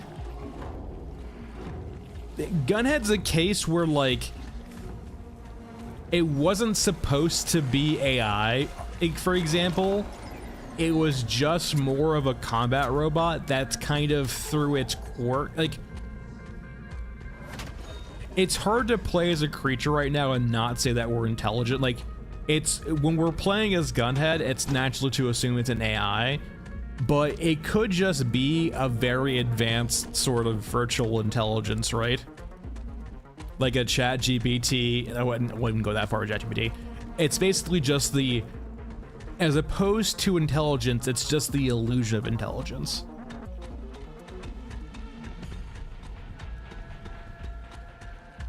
And the whole thing with Gunhead too, right, is that like, he was, well, if you listen to the Gunhead log, right, Lil Papa, that's straight from Fundog, like, he is basically just what happens when you have like 100 years of generations of code built on top of each other. Daddy, yes, it is broken. Just choose third person. For the most part, every gun in first person is misaligned. Some worse than others. But if you stick to third person aiming, so if you're unfamiliar, if you hit Alt, it will move you in a bit on other characters. Yeah, like the Gunhead is the illusion of intelligence. He is good for his role. He's been programmed to basically do combat, right? And through kind of all of his code in time, he has kind of became a bit glitchy and buggy, and he is now sort of not a real artificial intelligence, but kind of the illusion of one. And that's kind of how I feel about all of the European AIs, is that they are intentionally kept pretty dumb, and they're kind of like this. They are basically old old tech to help out pilots do their job better, and through basically being this old legacy code that's been updated through time, have developed their own kind of quirks. It's kind of like, would you, on this point, there's, I don't know what they're called, but like essentially you've heard instances, right, where like people get really attached to like, essentially like AI girlfriends. Would you actually say who they're talking to, the chatbots, are actual AI, or just cleverly programmed, you know, like virtual intelligence, or LLMs really, but like virtual intelligence, right? That's kind of how I feel about something along the lines of Mr. Robotier, where it's not smart, it doesn't have intelligence, it's just very well programmed, basically.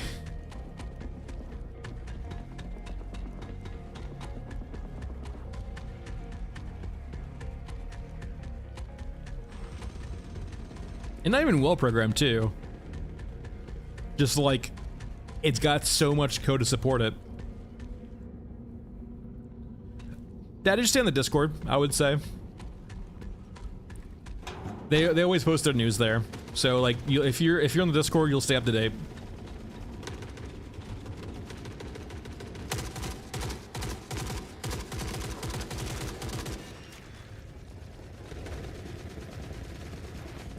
I actually have one more quest I need to do. I have flames here.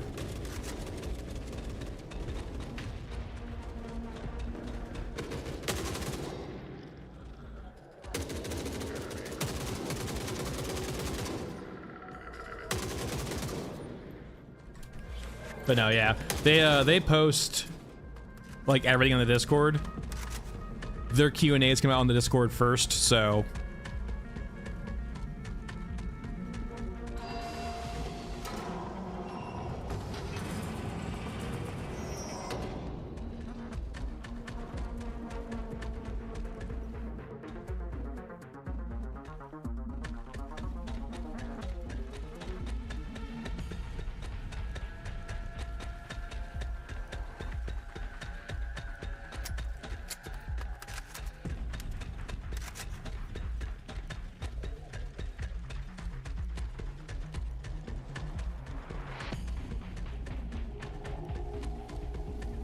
essentially, Lewis, yeah, you could view it as that, right? Like, considering how old Gunhead is, or at least the base model of Gunhead, yeah, that makes sense, right? It's just a bunch of old code. But there's so much of it that's been built up over time that, like, it works.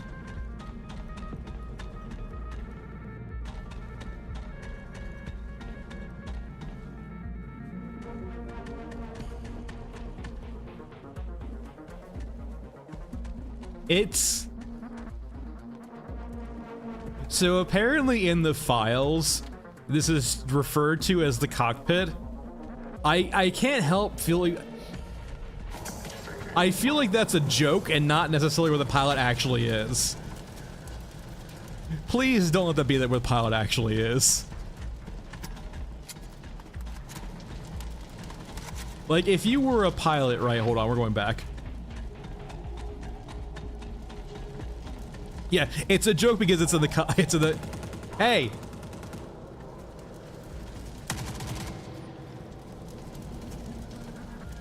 Like, would you rather be exposed in this giant cylinder or deep within the chest cavity? Like, that does not look well armored enough for me as a pilot to want to be in.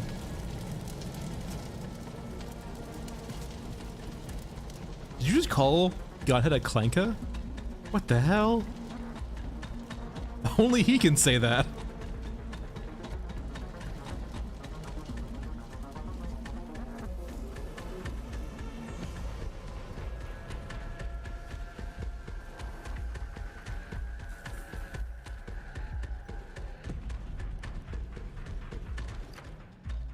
I can see it being a few things, right? Like, I love the fucking droids from Star Wars.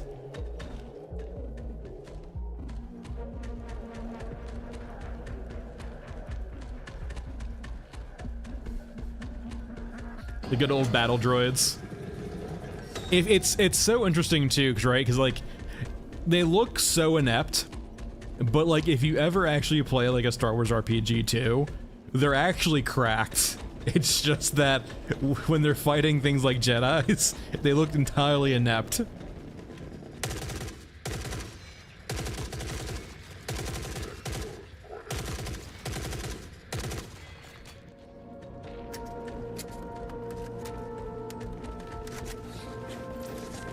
So personally, Daddy, I'm only CPU constrained, so I run all high outside particle quality. And the only reason I run medium on that is because there's a weird bug with a few of the cloth simulations where it will glitch the hell out. It doesn't fix them, it just makes them a bit better. But on the Orgamex, there's a cloth kind of simulation that just bugs the hell out on higher particle qualities for some reason. Yeah, battle droids are great.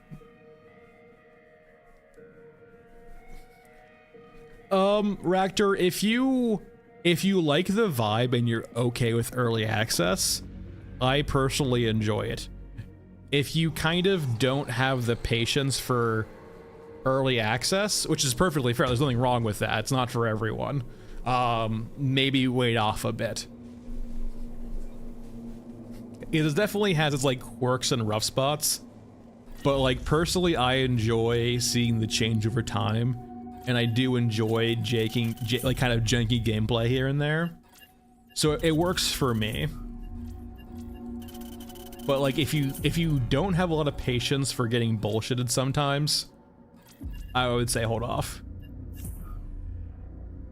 Like here, so keep in mind, this is a PvE co-op extraction shooter, but like you can play it like conceptually, right?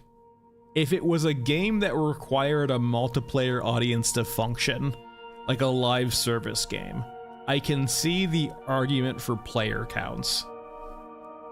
But when it's a game like this, where you can play it perfectly solo and it doesn't have servers, if you enjoy the game, just play it.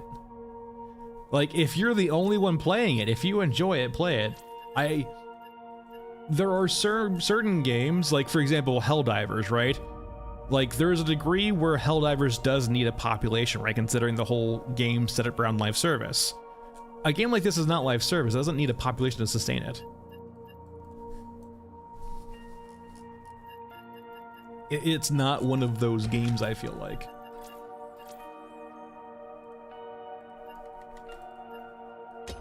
Like, sure, everyone wants the game they like to be popular, but this is not one of those cases where I feel like it's necessary for this game. It can be a more niche game. Yeah, like, I will say, like, if you're looking for reasons not to try it, maybe hold off for a bit until you're more sure. Because you're just kind of like, if you're looking for a reason to not try it, it feels like you're going to validate your theory very quickly once you do buy it. Because you're kind of looking for a reason. So maybe hold off for a bit, let it cook for a while. It's still basically an alpha, right? So let me let it cook. There is a demo too. It's pretty sizable and it's only one map and it's like 3 patches behind. But there is a demo. So you can give it a try for free. The only caveat being if you have a slower internet speed, it's a real bitch to download, but it is what it is.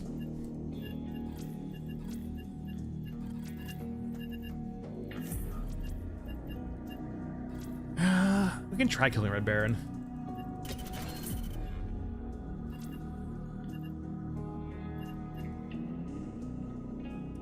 I have 1,000. I almost have 2,000 rounds of 40 mil. I wouldn't call it pre-alpha though, Lewis. I wouldn't say it's as rough as pre-alpha.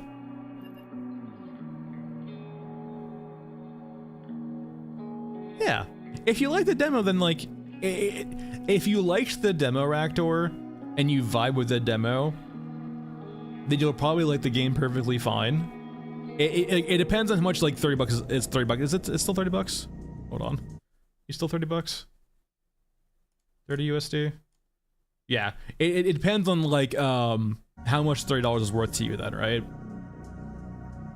But if you play the demo and vibe with it, then you should probably like the game then. Well, Lewis, here's the thing though. When games go out into early access, they usually call themselves a beta.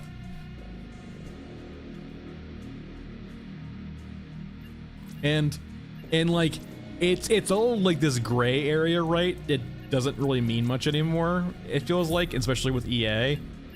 But like, beta means feature complete. It means the content in the game, you just need to tweak it and fix the gameplay loops here and there with a few tweaks. You're not really adding all that much more. However, like, that's almost assuredly not the case. Even games in beta are continually adding content. Which kind of goes against the vibe of early access beta, right? I personally feel if you're still adding content in a beta, you're not really in a beta still. You're still in an alpha, but like, it's semantics at that point, right? It's how you define those areas for you. If personally for you, you know, beta is when you like all of your gameplay loops are done, you're just adding content, then sure.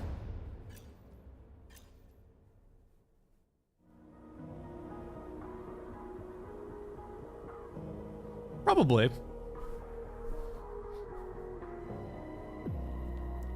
Kylo, considering they were surprised by the reception, I definitely feel like they have plenty. Their early access page said they were planning to release after 8 years, and considering that was before they went on sale, like they started selling the game, I think like them saying they have 1 year to release when they had no income at all kind of gives me the idea of their runway, at least conceptually. And so with the sales of the sale of the game, it seems like they should probably have a bit more runway than that. It reminds me of early access of Nautica in the sense of like, I feel like this game's probably 2 or 3 years out, but we'll see. And they could always go the Tarkov route too, where they get into like a good spot and they say like the game is out, but we're still adding content to it, but we'll see.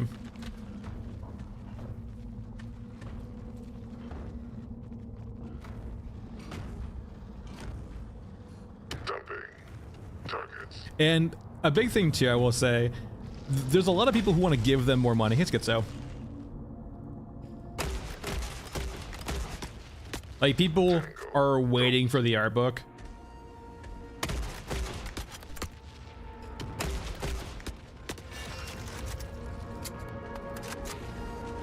I'm curious too, for example, right, where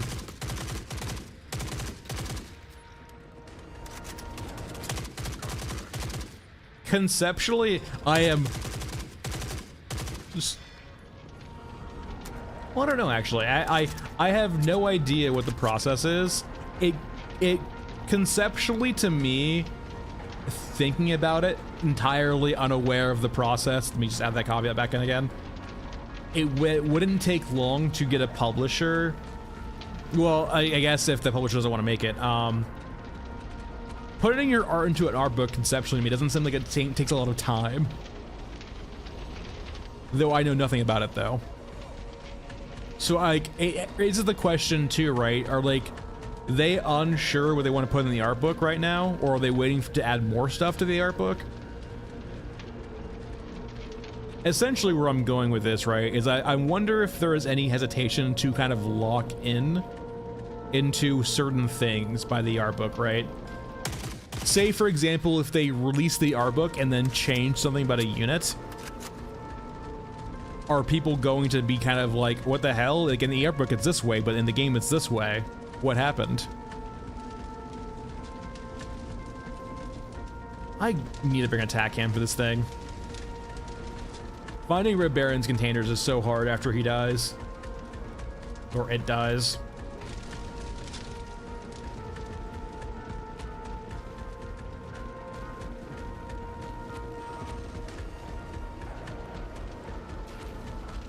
Well, yeah, Lewis, the game is the art book, but at the same time, too, there's plenty of stuff we don't have in the game currently that, like, they clearly have art for.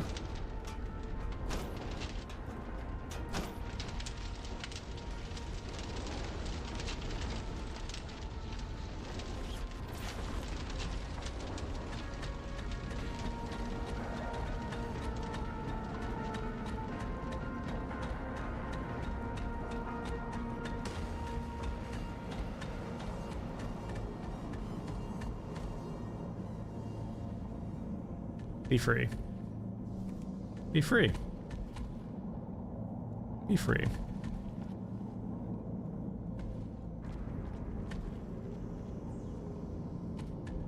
I find it kind of... Hold on here. Where are you guys fleeing to? Well, I'm trying to get that idea, right? Like, which one, like, who would be cyborgs here? Are you trying to...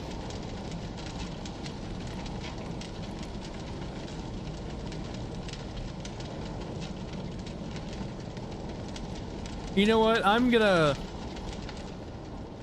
He's clearly having a vibe. I'm gonna, you know, respect his privacy.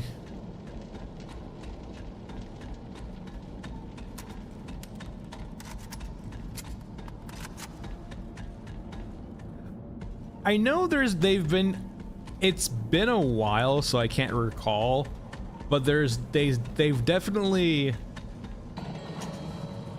talked about MTX, and they generally have they don't want to do it,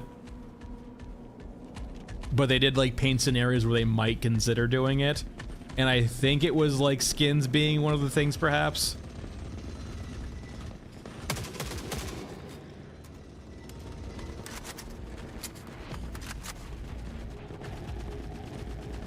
But like they were fairly hesitant in regards to doing like MTX, which is fair, right? Like microtransactions.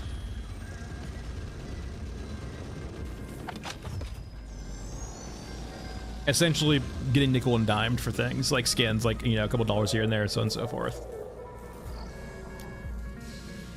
Like, they're not a live service game, right? So there's not really much need to support the servers that don't exist.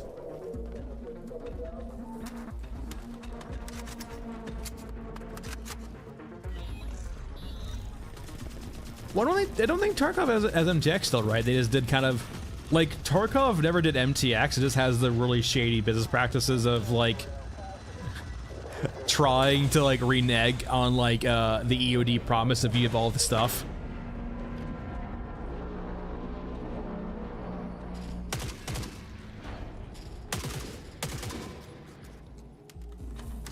Does Tarkov MTX now? Or is it like Arena has MTX?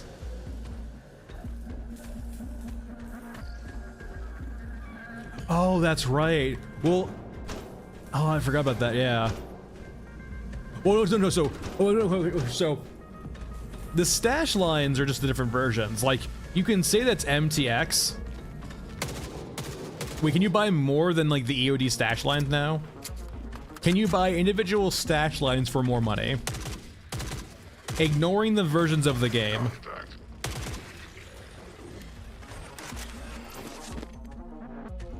Yeah, then MTX then, okay, yeah.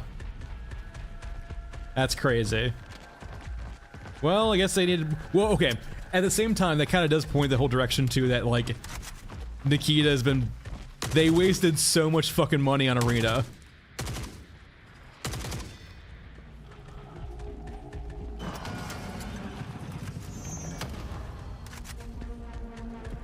And they're probably trying to recoup their losses. Or trying to keep the lights running too. That's crazy. Because I didn't really mind the whole structure of like, yes, it sucks. But I didn't mind the structure of how they did it before with the different branches. Because as opposed to like being MTX, right, just like, you know, you buy this version of the game, it's fine. It stops there. Yeah, the whole PVMO debacle. They tried to like take that away from like, ew, it's not on top of EOD. Like I bought EOD because it was like you said like I get everything including the expansions, and you're like, no, this is not an expansion, this is new. What's an expansion then? No, it just poor management from Nikita, and like it's technically their fault too in regards to like they had to remake the game several times over because of their own past mistakes. And thankfully, like seeing Tarkov, right, go through its progression over the 6-7 years makes me happy when it definitely like early time Tarkov reminds me of this game, but the developers of this game seem so much wiser because they're keeping their scope small. Well, it's not even that Tarkov 2 got too popular too fast. Tarkov has the constant issue, not with scope creep per se, but just having too big of a scope for what the developers had the skill sets for, right? The developers weren't familiar with making a competitive PvP game, essentially, right? That needed to make sure people were playing by the rules. A lot of the stuff in Tarkov, even to today, right, was not server authoritative. It did not ask the server for permission, it just assumed what the clients were doing were good. And I can tell you right now, too, right, like, that's a nice thing about this game. They don't have to worry about all that tech debt, right? Of like accidentally making a game that they need to go fix the networking of a couple years down the line because it doesn't support, you know, anti-cheat. Because they don't have to worry about that because it's a single player. It's a single player co-op game, right? If you want to cheat, who's to stop you? Do whatever you want.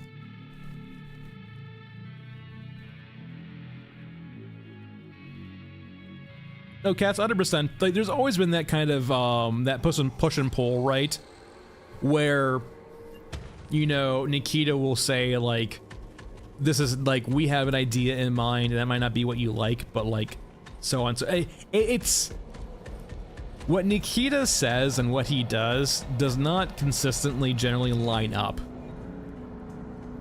and he's been doing that for such a long time now. Like, for the most part, I will, like, even myself too, I usually will give you the benefit of a doubt a couple of times, but Nikita has used all of that and more to the point now where everyone he's no longer someone you can actually trust as a head of a company like that, because he has lied through his teeth so many times that it's just, there's no trust there left.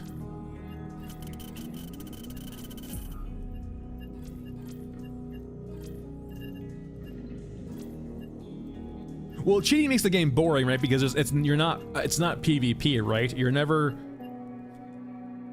If I'm a cheater, right, and I want to just like come troll you or come make your experience miserable, sure, I can join your game as a co-op player and fuck with you, but you can just kick me, and like that's the entirety of our encounter, right? Because there's no public lobbies I can go join and troll someone else, right? I have to join your lobby first to troll you. And like, it's not like a game like Tarkov, right, where there's a massive loss of resources if you die.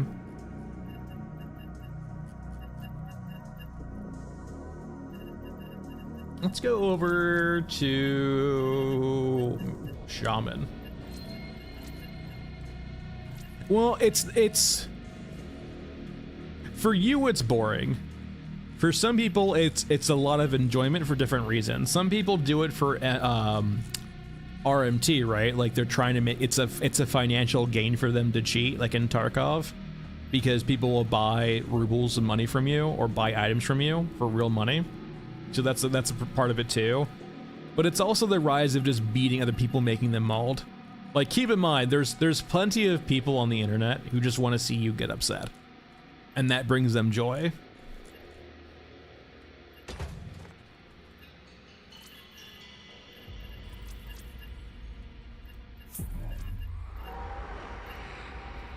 What map we doing? Back to Mesa? Let's do some Frozen Swamp, actually.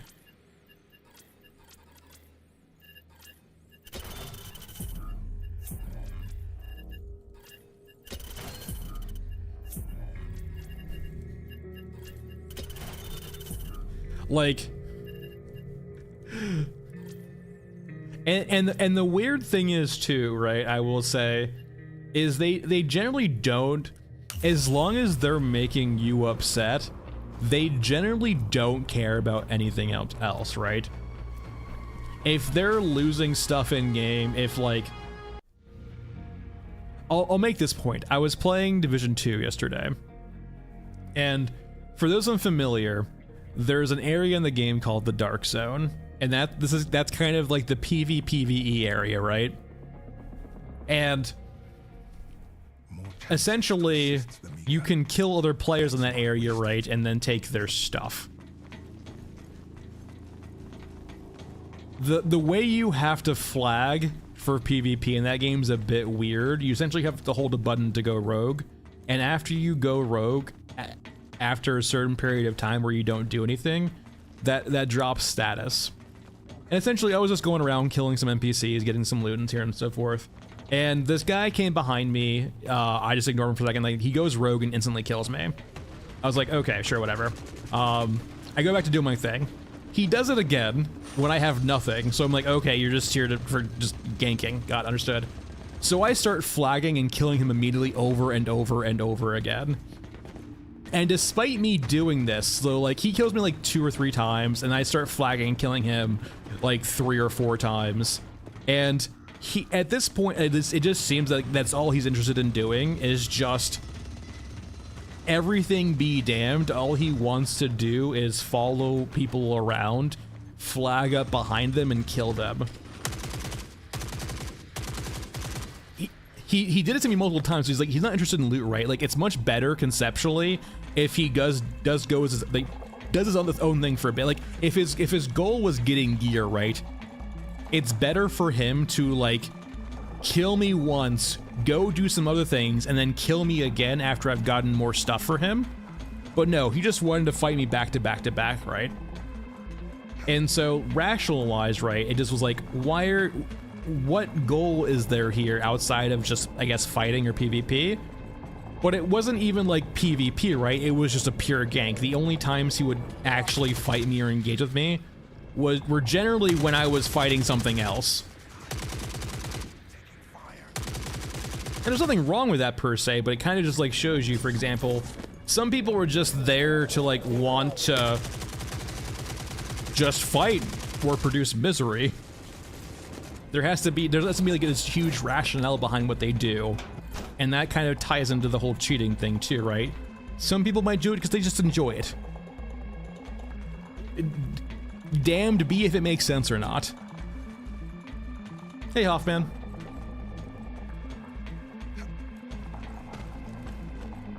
We don't know, Hefe.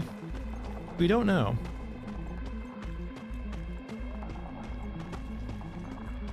I keep seeing the thought that it's gonna be Stairway, but I don't have no idea.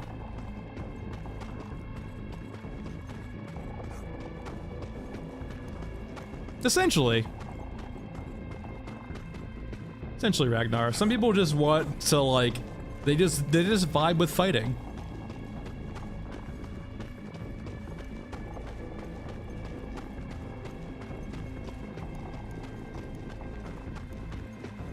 What quest do I even have here, by the way? I totally forgot.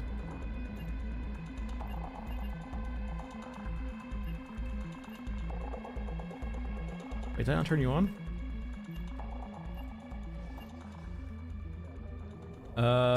Okay, cargo. Okay, there we go. Thanks, Vinny. Appreciate it. I would love to see more support for like a minimal HUD mode. It's definitely one quality of life feature I would love more, is like a very minimalist HUD, or like a HUD that's like much more in game, right? I love the whole like Dead Space aesthetic in regards to like having the HUD be grounded within the game.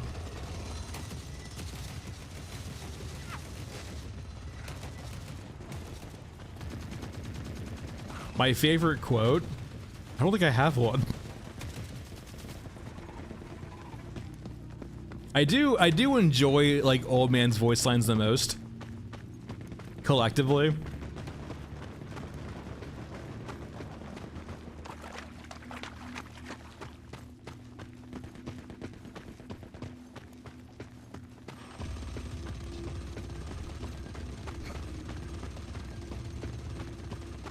I was actually really sad too. Apparently, like, the Dead Space reboot didn't meet their expectations for sales, so they canned 2. And I, like, considering they did 1 justice, like, the remake of 1 was very good, I was very hyped for seeing Dead Space 2 get remade, because Dead Space 2 is, like, the GOAT of survival horror. And unfortunately, it's just, nope. Didn't make enough money back. So sad. Maybe eventually we'll see it, but...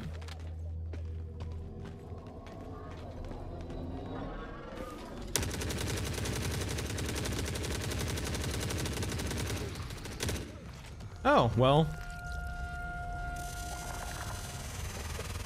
I guess I got lit up. Well, I'm talking about the remake. Dead Space 2 got better reviews, and I think it also did, it did sell better than 1 did. But like, in regards to the remake, EA had a certain expectation for 1 to sell, and it did apparently not meet that. And apparently, I think it was like pretty high too.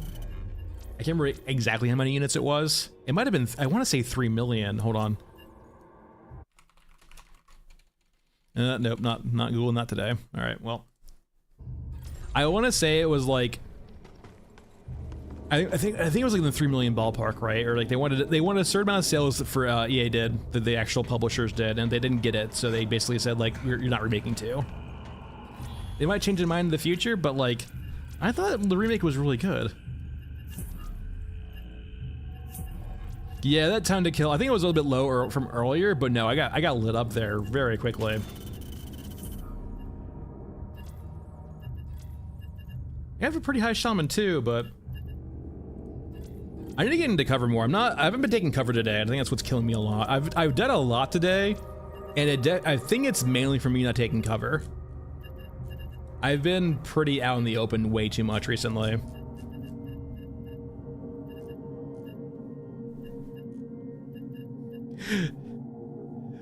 Yeah, it's been a while since I played Dead Space, the original.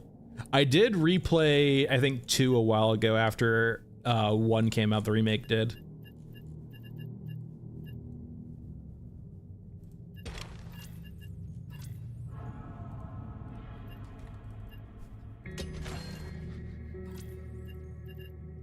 Do you have VSync on?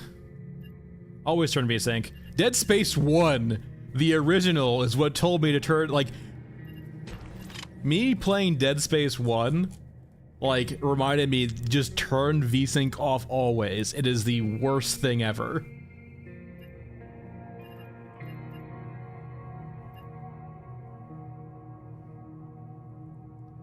Well, I think, I want to say, was Dead Space 108? I think it was 08, right?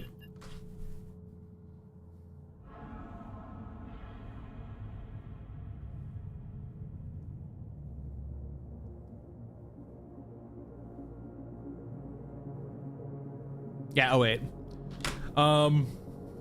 Dead Space 1, I mean, I wasn't that young. I wasn't old either, but like, the conceptually with Dead Space, like, when a game gives me the ability to fight back, I generally don't get that scared of it. Or like, I don't get scared of survival horror. The only games that really scare me are like the original, like the actual pure horror games, right?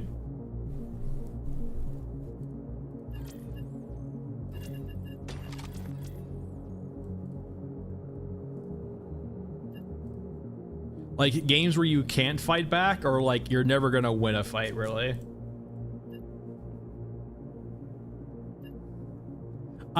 I technically played 3. I didn't finish it, but like I know the ending of it. I didn't really vibe with 3.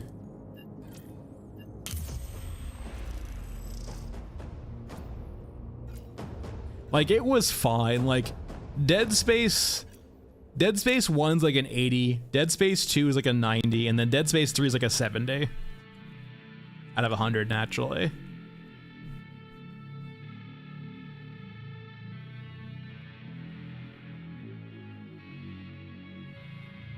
Like, it's not a terrible game, but like Dead Space 3 suffers like the generic like Xbox shooter syndrome. It felt like it was too hard trying to be a game like Gears.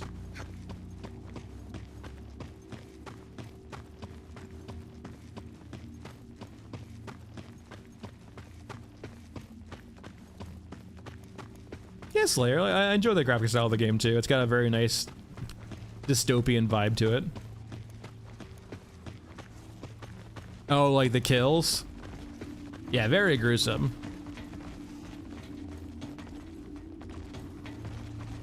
I personally like it's gotta be like I'm curious, right? Is it the animator that comes up with the animations, or someone else does like animate this? Like, it's such a weird idea of like, because they're very the animated movie. Oh, that's right, that exists too. Yeah, the animations for Dead Space are just so good.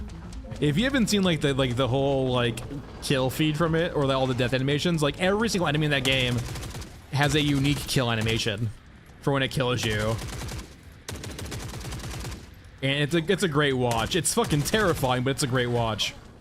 Did you just hit me on the ground?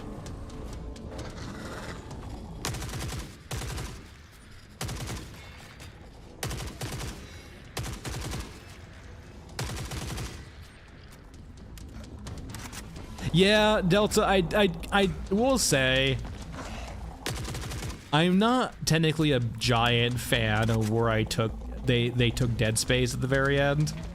The whole Fermi paradox sort of deal.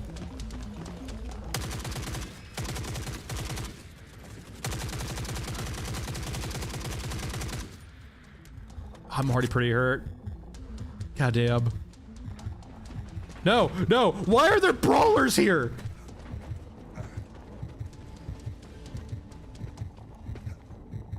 I think it's just time to leave. Like, I'm probably on 100 HP right now. Like, I'm one-shot kill apparently already. They're pretty scary, but like, I didn't play the Nintendo one either. I know what you're talking about, the one for like the Wii or something like that. Though I will say, we did have a Wii growing up. I actually experienced Resident Evil 4 on the Wii. Interestingly enough, I actually really like survival horror where you have to aim your mouse with a Wii controller, because it actually makes aiming so much fucking harder. It actually like makes you feel a bit more tense, because you're having to keep your damn hand steady trying to aim at the head.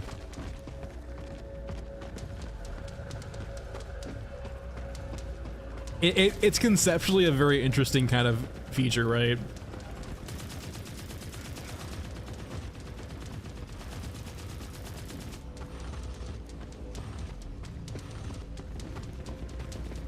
Well, when you're a kid, right? When you're young enough, everything's scary, right? I said it before, right? But like my first experience playing like a game that had some scare to it was like the original Half-Life, where you saw like a scientist get pulled into a vent and just gore bits came out, and that scared the fuck out of me when I was a kid.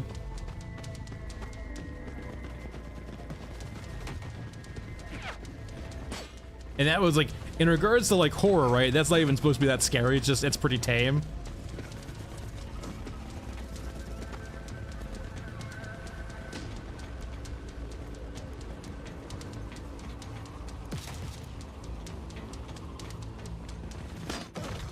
What the fuck did that come from?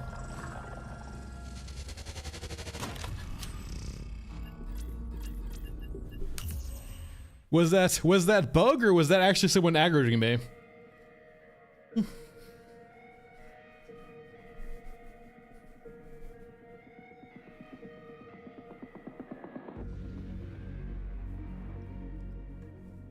Yeah, I will say, like, when you definitely the first time it was absolutely scarier.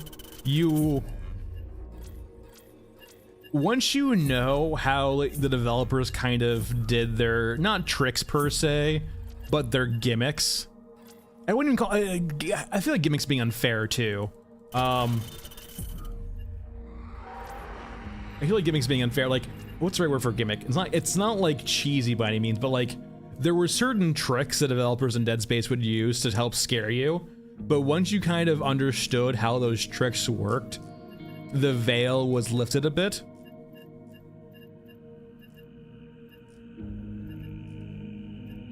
And so, like, you can kind of sense what's coming. Like, once you knew, yeah, so one of the big things, right, is that they would typically have a necromorph, like, sneak up behind you. If a necromorph didn't, if you were outside, or if a enemy was outside your field of view, right, where it knew it, you couldn't see it because it wasn't in your camera, sometimes they would sneak up to you, right? So as long as you kept your head on the swivel and kind of knew where vents were and kept in your mind where vents were, you generally would be able to catch any necromorphs that were trying to sneak. Hey, Star Fury.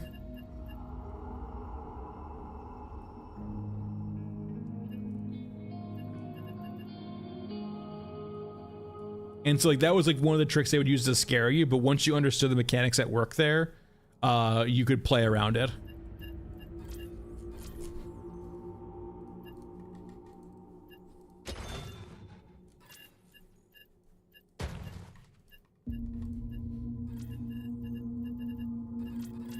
Alright, heights, clear skies, and swamp. We should bring a flashlight, I guess. I got so many of them. Regions. Oh, actually, I can't do that because I need to actually bring in... I feel like this shouldn't be a large item slot, but that's just me, considering its power. Let me go upgrade you, I guess. Let me restore the beauty. It's so beautiful.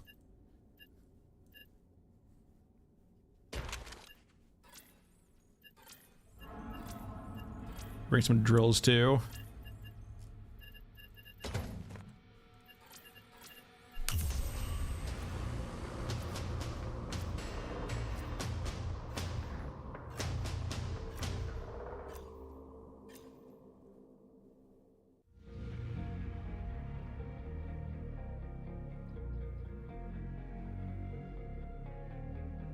The necromorph? What are you talking about? What creature? I haven't. What was Resident Evil 2? Did I play 2? I hate the surface. Oh, I didn't actually. Yeah, I didn't play 2 actually. Are you talking about what's his name? The big guy? There's the big guy. There is the all the tunnel. The what's it called? The sewer creatures. And there's like the flower guys down in the other area, the experiment area.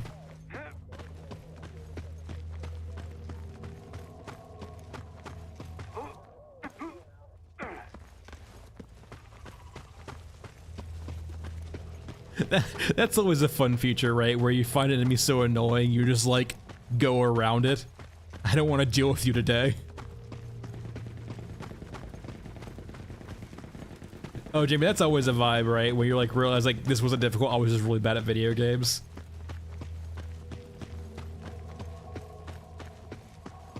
That's an interesting thing too, right? Like conceptually.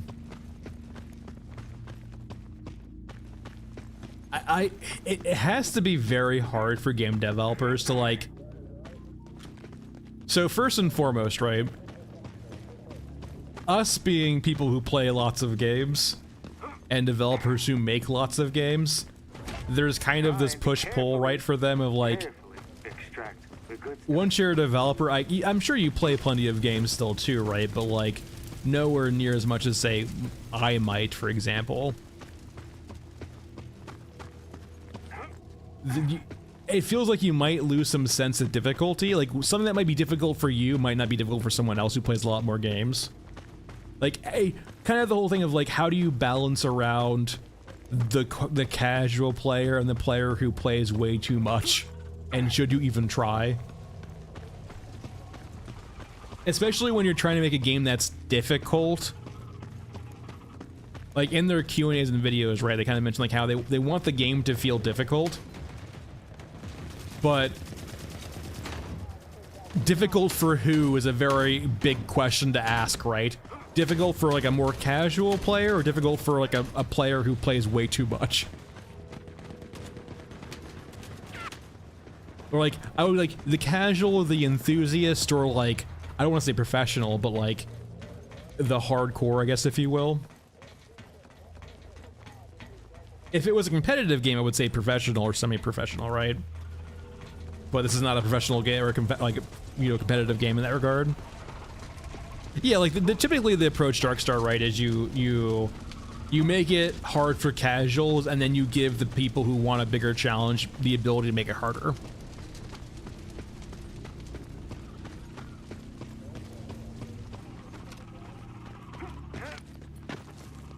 But that requires a lot of tweaking, I will say too, right?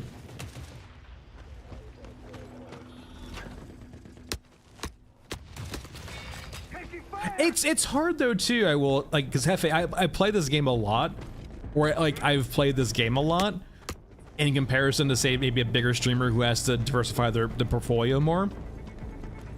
And so like when like the first say 10 or 20 hours, right, where you're still learning things, it can be quite a bit difficult or hard or a bit convoluted here and there.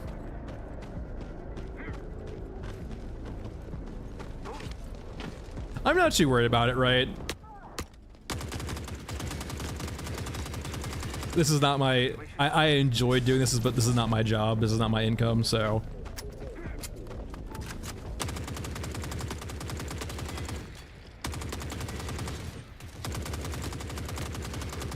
Like, I personally am not going to be able to beat content creators who put out like a video a day, and that's fine.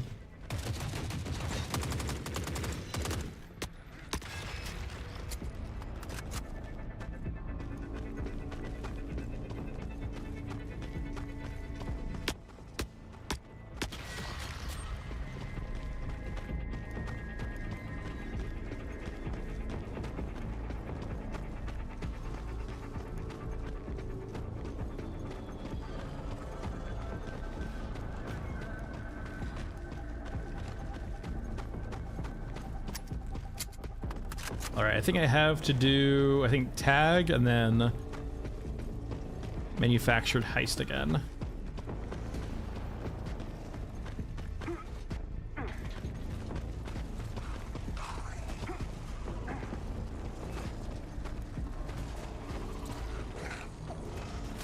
And I will say, why are you what did I do to deserve this?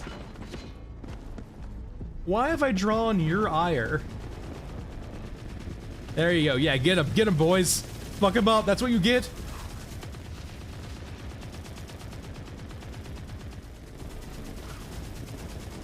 And so, on that kind of point too, it's weird. I've been playing games my entire life, and the one thing I've noticed that I have to be careful of when I'm talking to like game developers or just helping them out or doing things, just basically just talking to them, really, right? I have played games so long, I generally intuitively can figure out convoluted game mechanics very quickly, and that can be a bit misleading for developers. Because I would say I'm outside of the norm in regards to that, so like, if it takes me a minute or two to get your game mechanic, or get what you're trying to convey with a mechanic, it might be really hard for a much more casual player to understand the mechanics. I'm using the entire reference of my catalog of games, basically, right, to understand your mechanic. And for them, they might not have that catalog.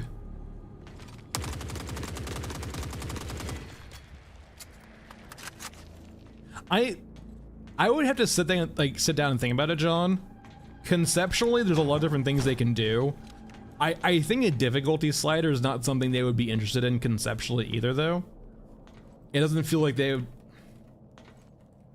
would... I don't think just like a units do more damage slider or you have less health slider is very interesting in regards to a difficulty change, right? And I feel like they feel like the same. This is me assuming, right? I don't know how they feel about it, but like I would think, considering the vibe they have given me, that's not something that they would like either. They might solely rely upon you, like limiting yourself like we currently are with like no HUD and no, for example, meds as a way of making it more difficult. Yeah, difficulty through maps is one way. Difficulty through progression is one way too. Like the one way you can do sort of difficulty is you don't necessarily make things time sensitive per se, but you make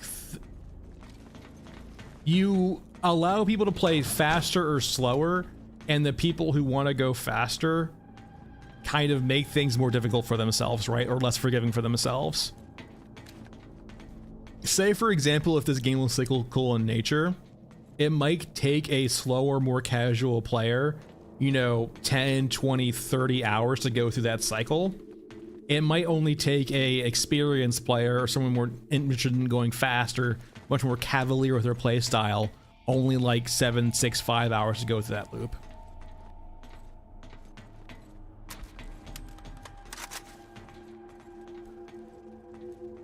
Yeah, Jimmy, that's one thing to consider. Also, like the only way you could really do difficulty in that concept is like basically buffing damage or HP, because you can't really add more or less units for difficulty because of performance. I guess you can make them more elite, but that's basically the same thing of just buffing damage, right?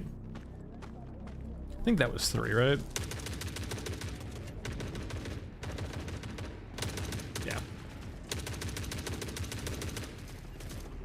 Yeah, I'm hoping that gets fixed in this upcoming batch. It's, the pop-in's always bad in these Titans.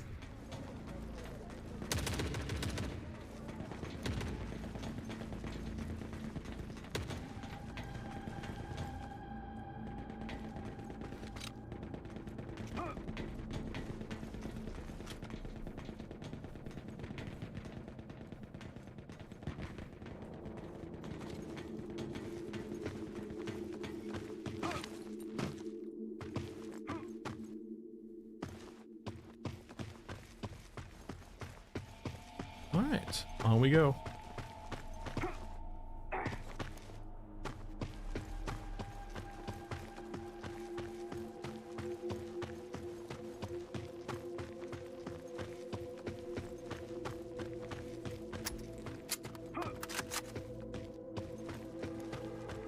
I want that train to, like, so one train track's currently destroyed on the map. I would love to see trains traveling through here. It'd be so damn cool. I am unfamiliar with Hungarian media. I cannot comment.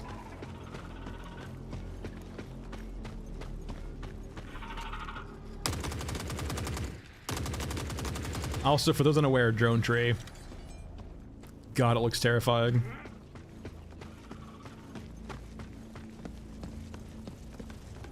Like, I am more and more convinced that the drones definitely... Hard run. I am definitely convinced that the drones do inject. Like, I definitely think that's the case, right? Where they take you to a hive, they basically, like a spider, throw you up and then inject you with a device or a liquid that turns your insides into biofuel. Like, that is now my headcanon forever now, until they say otherwise. Like, that their whole like bubbly white substance on their backs they inject you with to turn you into basically liquid fuel. I've seen his channel, Jamie. No, sorry, Blood Panda. I haven't watched any of his content. I just know I think it's just all gameplay, right? It's just basically a wacky title with him playing the game. I said this before, I generally have a pretty bad issue. Like, I don't generally watch stuff in regards to what I'm doing. Like, if I'm playing a certain game, I generally... A large part of the enjoyment I derive from games is exploring things and finding things. Like, myself personally, so I usually don't... I'll try not to rob myself of that if I can help it. If I'm stuck on something and I do need help, I'll go look it up, but like, for the most part, I do enjoy a lot the exploration in games and figuring things out.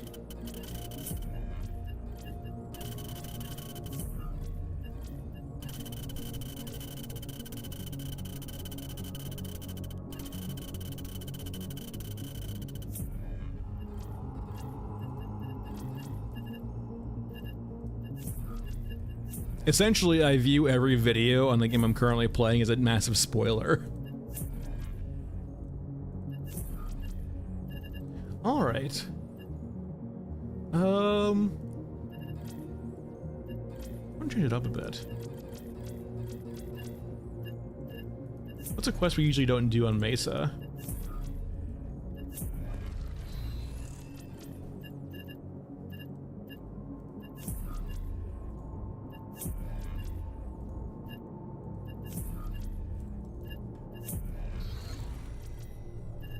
Well, we definitely usually do this, but I guess we can do it on the ground.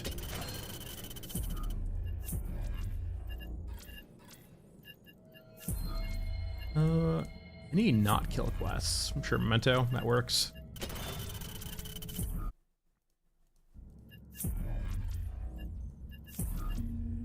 And sure, Tremitor. And we'll change it up. We'll actually spawn a bunker here. I usually don't like spawning a bunker, but it's a change of pace. Oh, that's it? Oh, interesting. To each their own. I honestly wouldn't mind, like, playing more Scav-grown old man. If they ever changed the rig mechanic, like, I would play them a lot more. I just do not like juggling rigs. At least currently. If rigs were more, like, interesting, probably. But, like, right now, rigs are just too one-dimensional for me to want to juggle them. That's plenty of ammo.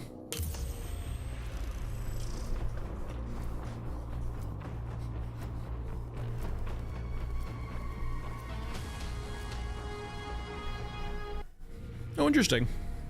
That'd be nice to see. Though I definitely, there's been like, I think one or two people said it too. Like, I do agree with that sentiment too. Like, this is definitely the time where it would be wise for them to, like, or not wise, but like, the 2 content patches or 3 content patches with like actual like new maps are nice. It would be nice for some more meat though too. New units, new guns, so on and so forth, new quests. A new quest type would be nice too. Like, the kill quests are fine, but they're slightly played out, I would say. I want more rat quests or more scav quests as opposed to just like go assassinate a unit for Yoruska or Europa.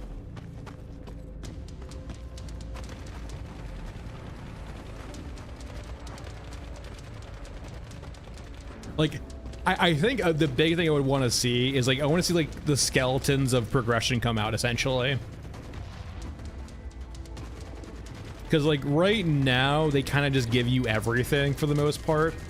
You do like try to get some things here and there, but for the most part it's just after you complete the 5 intro quests, like you can get anything in the game in like 1 or 2 steps.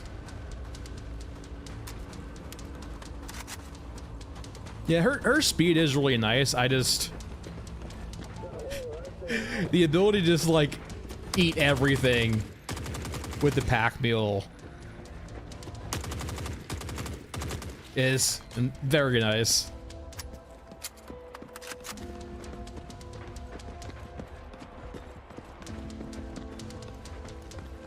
Yeah, that's nice. It is just kind of like hit E on them and they run away. And sometimes the quest works and sometimes it doesn't. I wouldn't say like conceptually it's interesting, but at the same time it's very one-dimensional. It's not, there's not a lot of nuance to it, right? You're not escorting the person out, you just go hit E on them and they're free.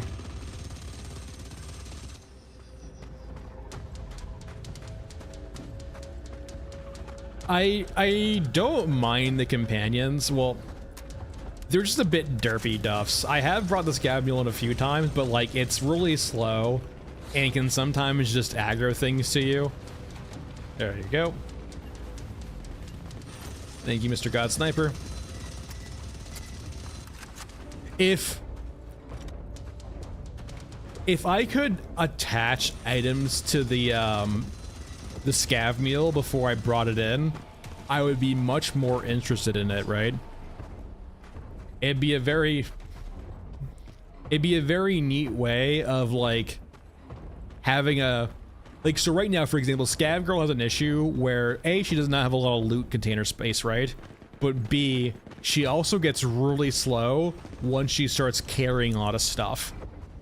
So like, for her, having a Scav Mule will be very nice because you like park the Scav Mule somewhere and then go back to it to resupply if you need to, or drop stuff off to make you fast again. And that seems like a nice loop for me, right? In the sense of, yeah, I'm gonna play Scav Girl, right? So what I'm gonna do is I'm gonna bring my mule with me, I'm gonna park it here and use it as a resupply area, right? If I ever need a resupply.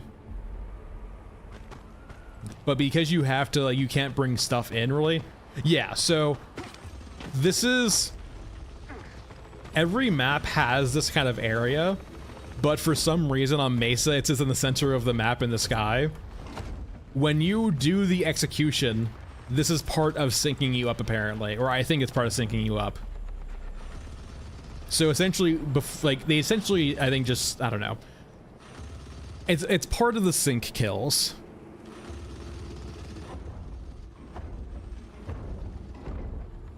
Just don't look at them. Hold on, I got you there. There we go, it's fixed. They don't exist anymore, right? We're all toddlers here.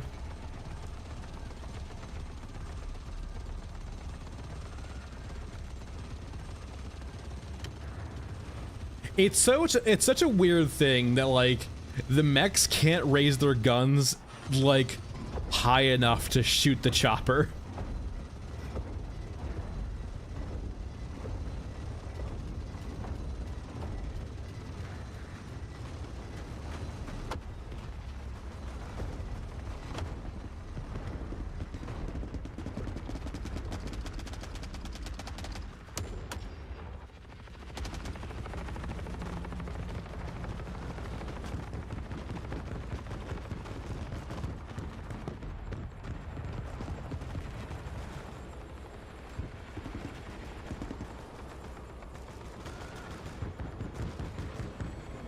It's gonna be so nice when we actually get animations for the chopper and it's dead.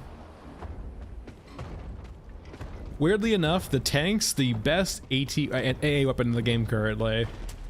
They can actually snipe tanks pretty well. Or sorry, snipe choppers pretty well.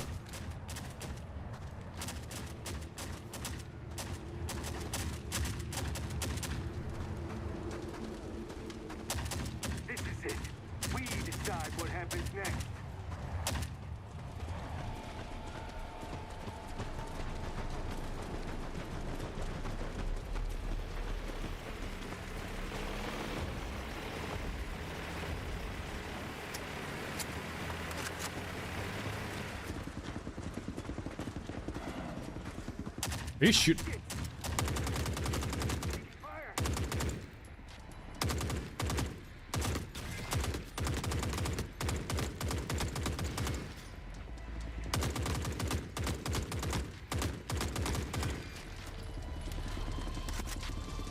Oh man, I miss Battlefield so much. Like the Bad Company 2 or like the more OG Battlefields. Like Battlefield 3 and then, yeah, Bad Company. Bad Company 2 was great.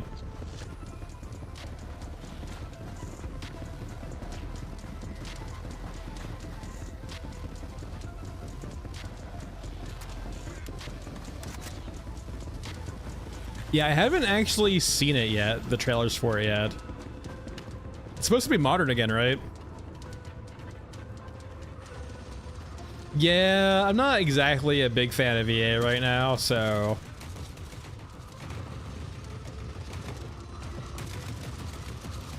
I was actually pretty surprised too when I started liking Division 2, at least for the time being. But then I realized that the reason why I liked it is because Ubisoft tried to shutter it, and then Mass was like, no, give us a skeleton crew. For those unaware, like Division 2 apparently... What the hell?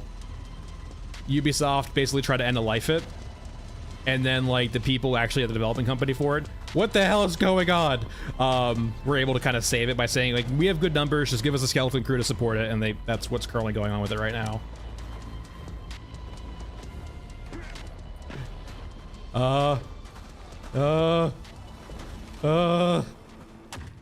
Let me out. Let me out.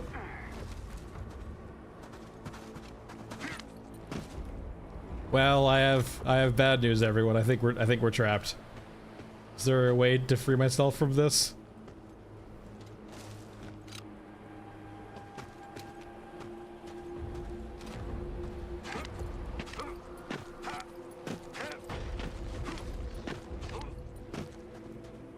Wait. Pro gamer.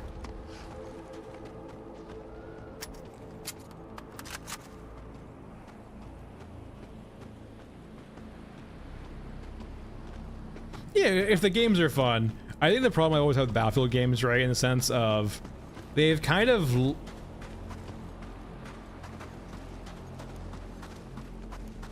I don't know, like, we'll see how it feels. I don't know, it just depends.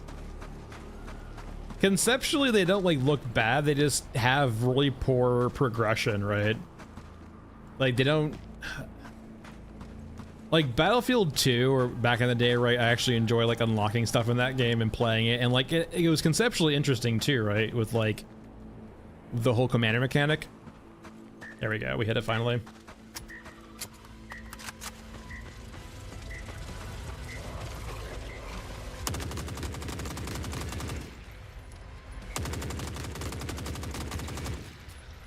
It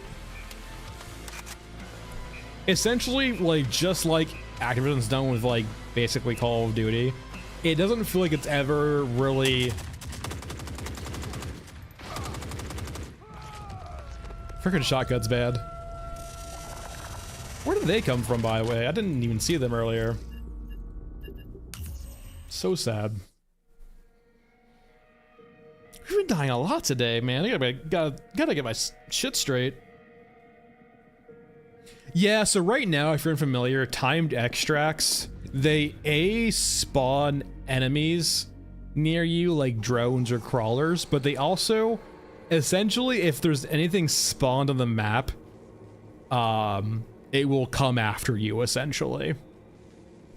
And you can see that on Scrapyard Nexus, for example. Typically, the way it works, though, is because areas are so partitioned in different spawn areas, you won't have too much to deal with. But considering that area is close to the shantytown, I guess we pulled some EODs from over there.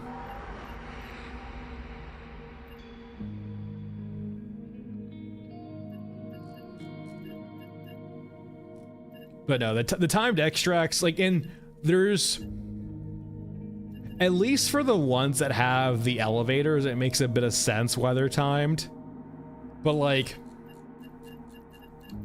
It does just feel like a skeleton right now, basically. There needs to be more mechanics around them. Let's do some mech trench.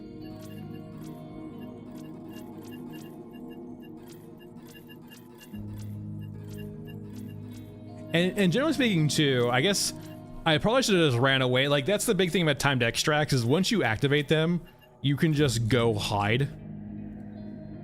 There's not much reason to be standing in the open like I was. Like, if you hide and the enemies reach the extract, it doesn't stop the timed extract, right? So there's not really much reason in defending the extract itself. Just go hide for about a minute.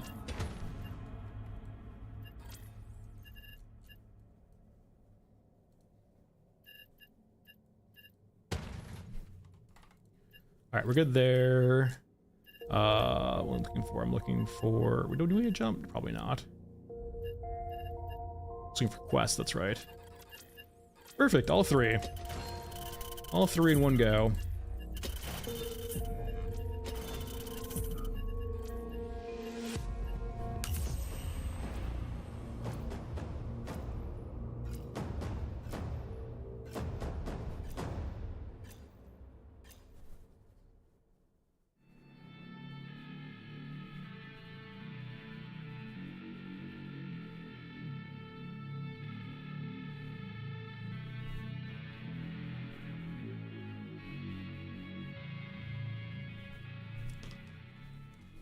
I hate the surface. And now, yeah, most of the iron sights are pretty misaligned, but like, generally speaking, the rule of thumb for most guns is just aim at the bottom of the post. So as opposed to expecting your bullet to aim at the very top of the post, just expect it to aim at the bottom of the post, and you'll be okay.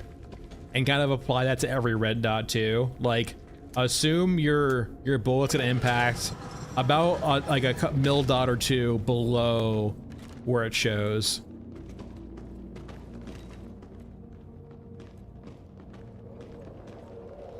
Yeah, the tracers will let you know where you're hitting. Yeah, for sure.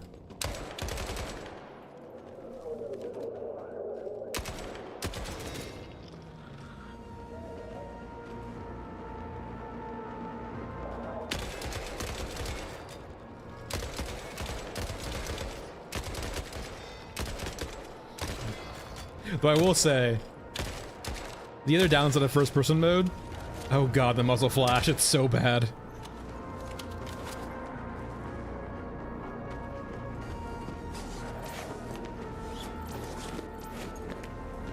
That's like one of the biggest quality of life features I would love, is just, please reduce the muzzle flash. I'm sure they have to know that though, right? Everyone's been complaining about it for the most part, so.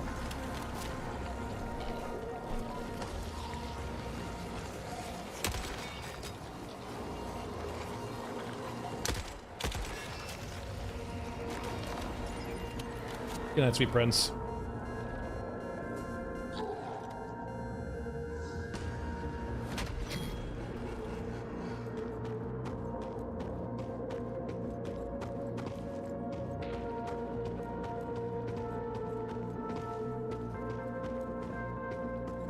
Great question, Duffs. Great question. The only thing we've heard really, Dark Star, is that they're working on a quality of life update.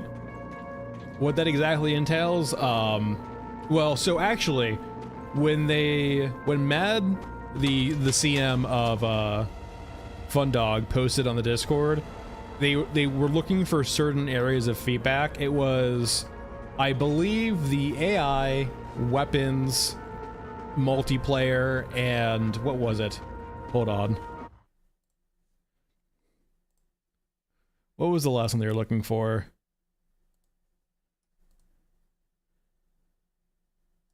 And performance. So yeah, they were looking for 4 feedback areas in regards to feedback right now on the game for their quality of life patch, and looking at, yeah, AI, performance, networking, and weapons.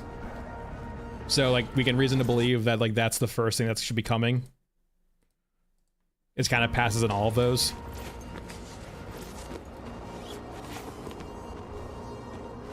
And like they were very well aware too, like right off the rip, that their AI was a bit lackluster. If you're unaware, like the first posting they basically did after early access for a job was they were looking for like basically a senior AI guy. So it seems like they're very well aware of their shortcomings.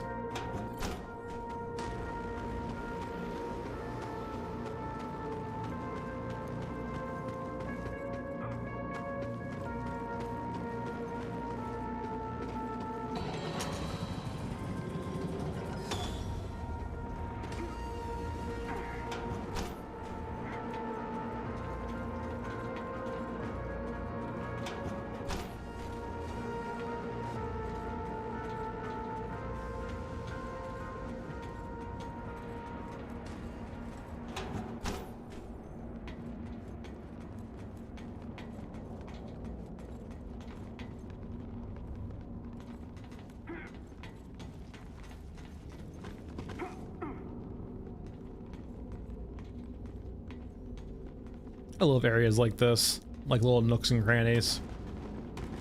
Makes you feel like a peak rat.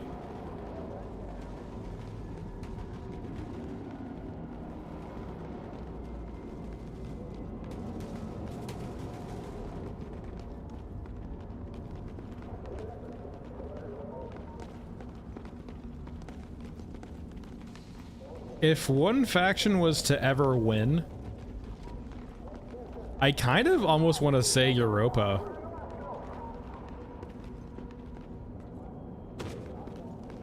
Are they shooting each other? What the hell's going on? And the reasons why I say Europa is that if Europa is currently still standing in a 2v1 after 40-ish years, right? It reasons to believe whatever they're doing means they can outlast the other two. So essentially we're just waiting for something to fall sour between Eruska and Eurasia, or for one of those factions to collapse on itself, right? And out of those, like, Europa's not doing anything where it seems like they'll self-immolate. But on the other hand, Eruska, clearly from Lourdes' Tale, right, has an issue where they might accidentally make a horror that ends up killing their own people. Like, you kind of get that vibe with the Grabber, where their war machines just end up killing people indiscriminately, regardless of side. Eurasia is a bit weird, but like, there could always be the case, right, where Eurasia, eventually its utopia fails, right? Because it kind of, Unreal's video says, it's kind of a failing utopia. So like, it kind of gives the sense that Europa, despite being on the back foot for now, might actually have kind of the most stable status quo. It's not trying to make war machines that will end up killing its own population. And then Eurasia might just fold in on itself, right?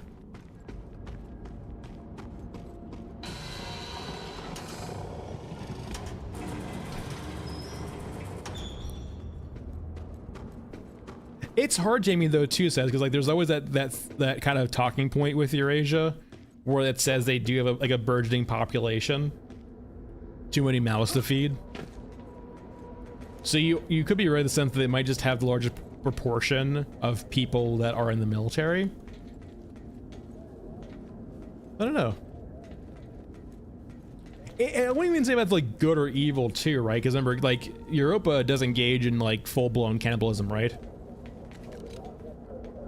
Like, as we just saw earlier. It just seems that, like, for the most part, stability-wise, Europa seems to be in that regard.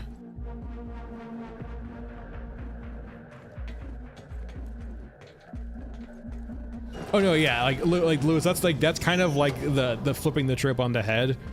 Is that the West is much more like kind of the old Soviet meat wave sort of doctrine a little bit.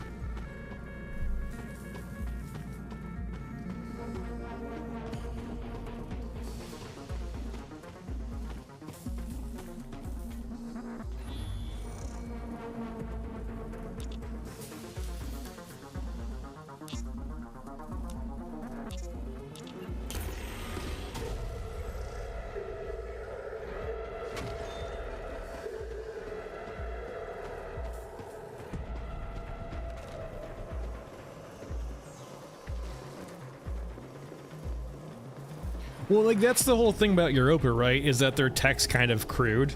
How do you counter just a gun that go boom? There's not really any tech involved. It's just cold, hard, mechanical, how things work.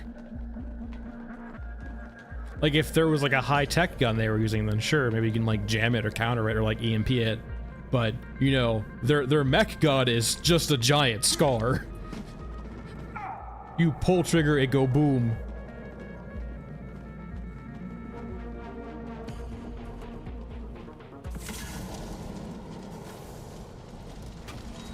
Like, everything about this is basically conventional, right? For the most part, it's all just crude, hard, just kind of robustness. Like, that's kind of Europa's whole thing, right? Which is why, like, out of all the factions, it seems like they would probably win the most. Is that they're just cold and pragmatic about things, right? Like, they make big guns so big gun can hurt thing. Like, in regards to effectiveness, right? It's kind of like, if you're familiar with 40k, right? It's kind of the whole thing with like the las guns. Sure, one las gun is never going to kill, like, say, a Chaos Space Marine or some giant, you know, scary monster from the warp. However, when you have a firing line of those guns, you know, you only need one to land a lucky shot, or, you know, the menagerie of like 1,000 las guns hitting you at once to kill you. Sure, it might be one flashlight's not scary. 1,000 flashlights might be scary. And it's kind of the concept around, like, Europa, right, with the Scar. You know, one lone soldier in a firing line with a 50 caliber rifle, not sure, it's scary anti-personnel wise, but not really scary big war machine wise. But when you have, like, say, a firing lines of hundreds of Europans all shooting you with 50 cals, it might start getting scary a bit quicker.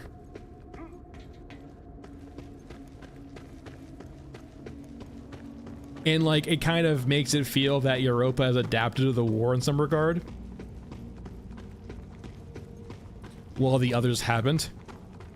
Like, for example, the Eurasian soldiers, they carry, like, PDCs. They carry, like, not Cs, like PDF, or, what's it called? It's PDCs? They carry the P90. Which, like, sure, the 5.7mm is supposed to be good at armor piercing, right? But it's still a 5.7mm. It's not gonna go through, like, high-tier plate armor. It gives the vibes that it's more for suppression of, like, you know, the home, as opposed to killing heavily armored things.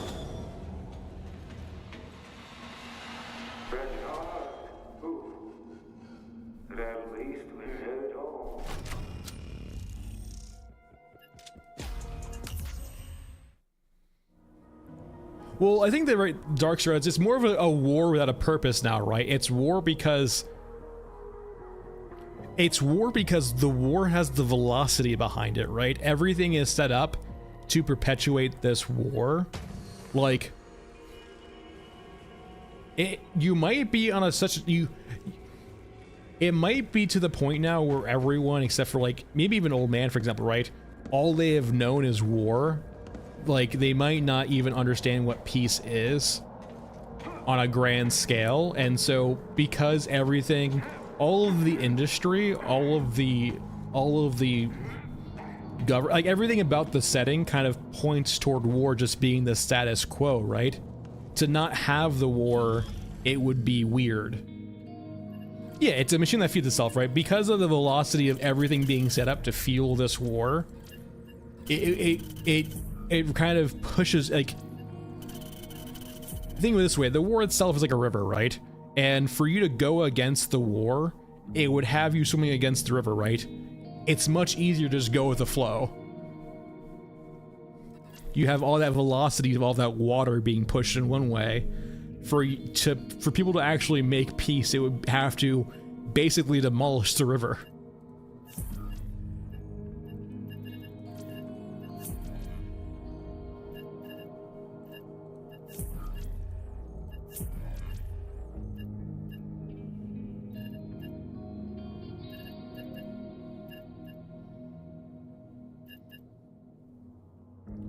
What quest what map are we doing now?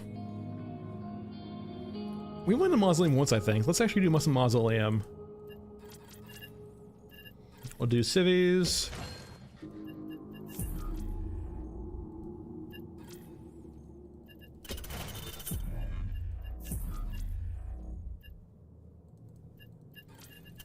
Good old mech wreck.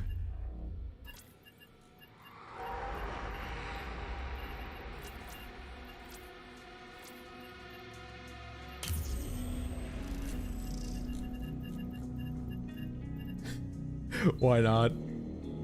We haven't used it all day. It's time we reward ourselves with a bit of 20 millimeter.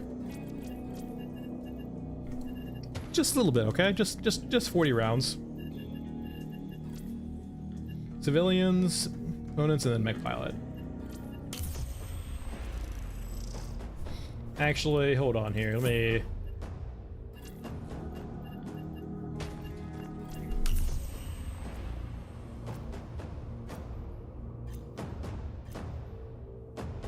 Yeah. That's a good point, Lewis. It also, like, goes to show, like... That's the whole thing with playing, like, a rat, though, too, right? Is that, like, it's not even necessarily being... In a setting like this, right, there's a degree of luck, but it's also a degree of just, like... experience, right, with the old man. It's like, it's not like the old man might not, like, have, like, the best skills in regards to agility or strength or just gun proficiency. It's just that he's wise, right? He made the right choices and got probably a little lucky along the way.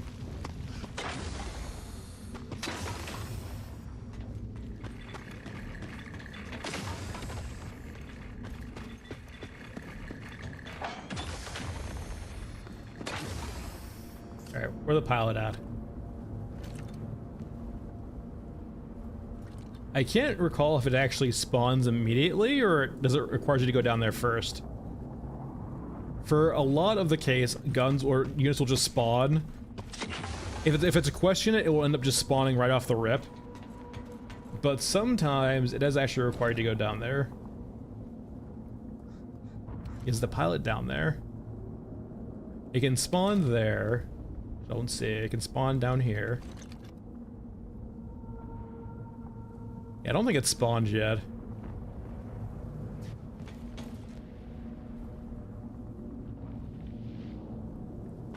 Potentially. I would say, though, like, once you get up to, like, this caliber of weapon, this is not something you can fire from the shoulder, really. I mean, you could. Your shoulder would probably not like you after a few rounds. But, like, 50 caliber is probably one of the, like... And even then, 50 caliber is getting there, right? It's not something you want to shoulder fire, really. But I can see the case for 50 cal, like... In a heavy enough gun, I can see the case for, like, 50 cal. Okay, sure. It can work. 20 millimeter from the shoulder, though? Oh, God.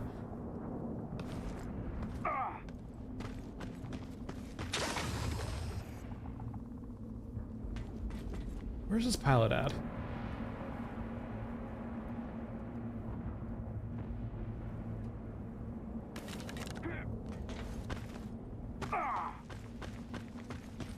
Oh, Jamie, for sure. I would love more, like, ambiance like that, right? Where, like, I would love seeing larger and just big things off in the distance doing their own thing and fighting.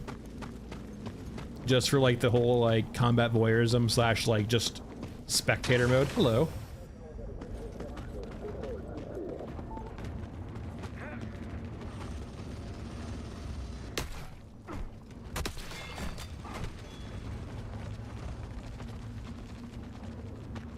Alright, time for civvies. You like in the trailer?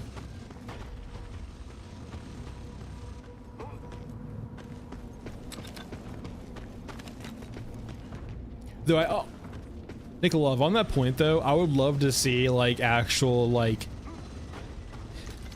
I just basically keep like I want Europans to be the guard. No, I would love to see like actual like emplacement teams and like weapon teams for Europa.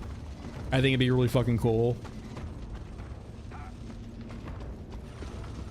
Like, so on that point, you would have firing lines of 50 cal soldiers, like that's your main battle rifle. But then, like, then on the sides for like every like, you know, platoon or like, you know, squad, you might have a weapon team of like actually like having a 20 millimeter or like a bigger gun like that. Or it's like an ATGM for the most part. Like, just they could do a lot with weapon teams too. Oh, 100% gas attacks, yeah. I could see gas being definitely a thing. Like, we're a character with a gas mask on right now.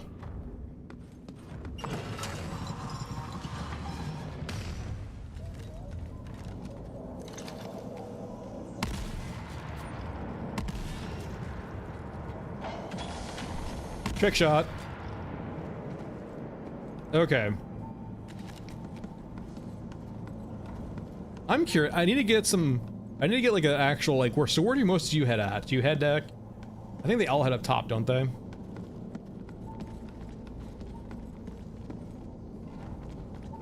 Though I will say 3 are going to the left and 1's going to the right.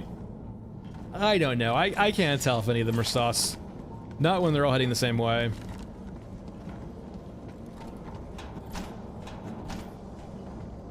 Yeah, I want to call Cyborg too, but it's all of them. It's all a psyop of cyborgs. I don't know. Let's do some looting real quick before we leave.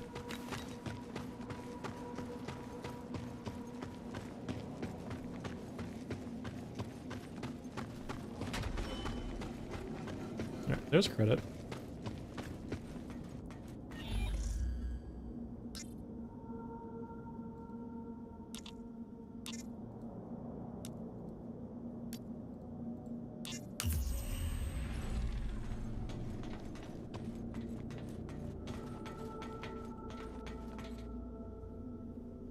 Jamie, you just don't win the right games. There are some games that let you do it.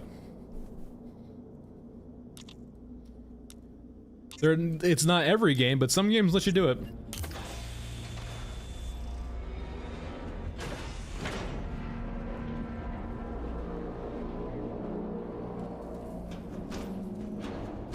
Oh, let me recall. It's been a while.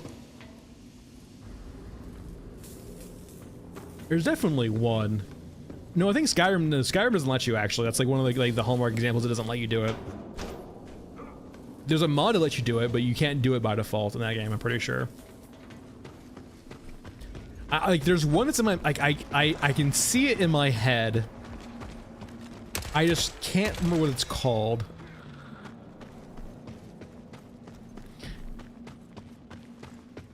There's definitely a game where like it lets you kill non-normal people. Technically speaking, that is true. You actually you even go further than that, Lewis. In Dead Space, you kill babies. Granted, I mean, they're trying to kill you, but, you know, two-way street.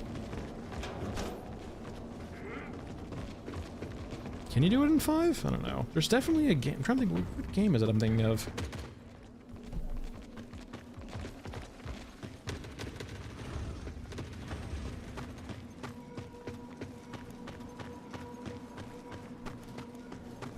Hold on, quick Google after this. I think I know it. I can picture it, but I just can't, like, it's like a vague, like, Hage. I just can't see it in my head right now. Hold on. No, it's not a mainstream game, I'm pretty sure. Hold on. Oh, there's RimWorld. That's, the first one's RimWorld, for example, right? RimWorld, you can do a lot to kids. Oh, God.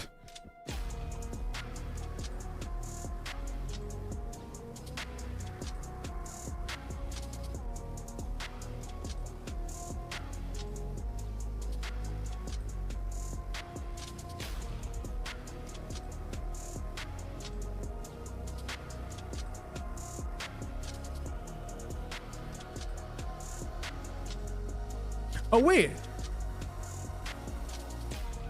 Yeah, Baldur's Gate you can, I'm pretty sure. I'm pretty sure in Baldur's Gate you can. I think it's like a giant thing in Baldur's Gate.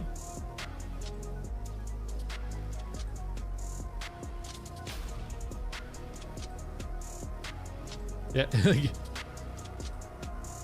you 100% can kill the kids in Baldur's Gate.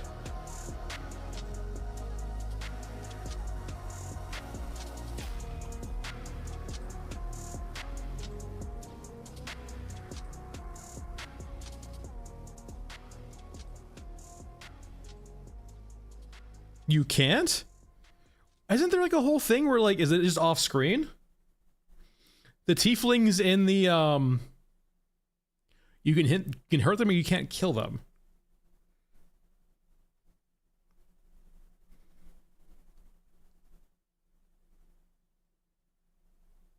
Oh, it's scripted death. Okay, that's what I was like. I'm thinking about scripted deaths. Yeah, So they can only die during scripted deaths, understood, but they can die in scripted deaths.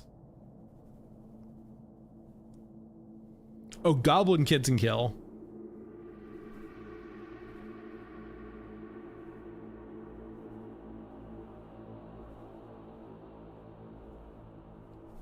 Yeah, there's definitely like times where a kid will die in that game, but like apparently it's all scripted deaths. It's not actually something you can just dynamically do.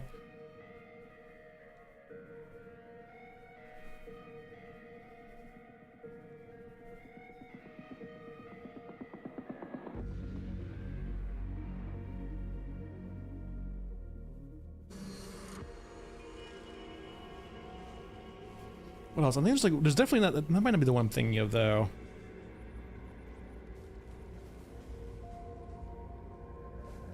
Fucking RimWorld, man. RimWorld's built different.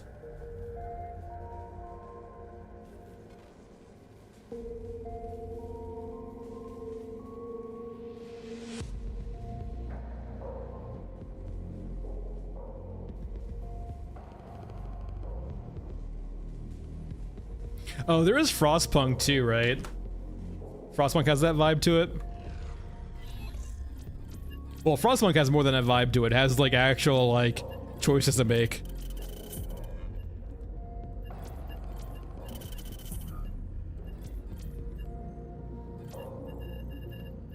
Exceeds weight? What are you talking about? Don't be silly.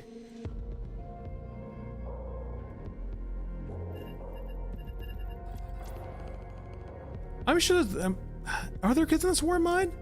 I think they do a good job in this war of mine, if I recall correctly, of not having kids in it. That's been so long since I played it.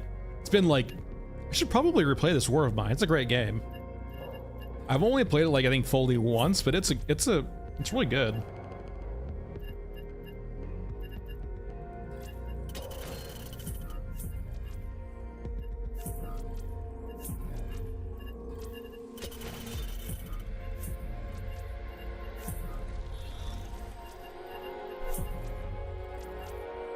Oh, it's DLC. Okay, I didn't play the DLC actually. That's a good reason to go back to it then. I played it at like launch and that was it.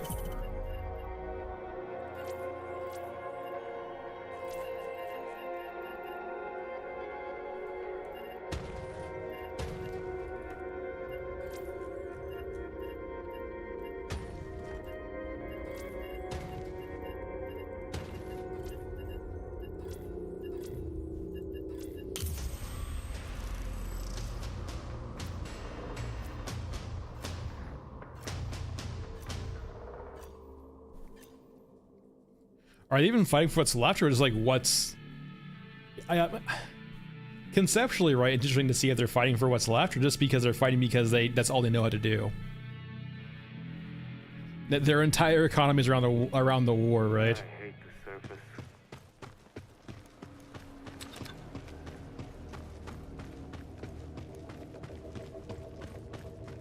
Alright, get the spawn to happen. Spawn's happened.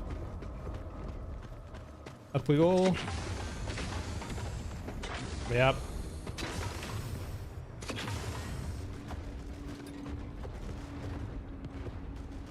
No, you're not already dead again, are you? No, he's not.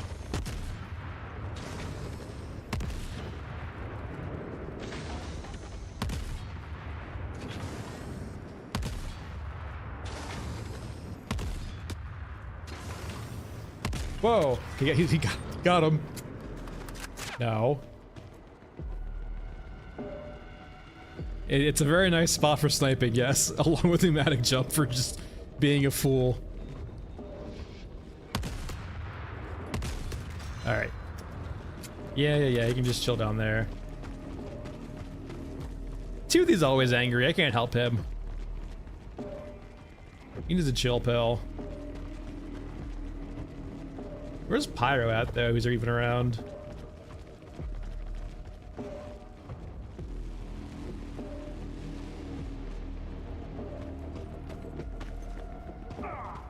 Let's go find Pyro. Toothy's always angry, he can't help himself.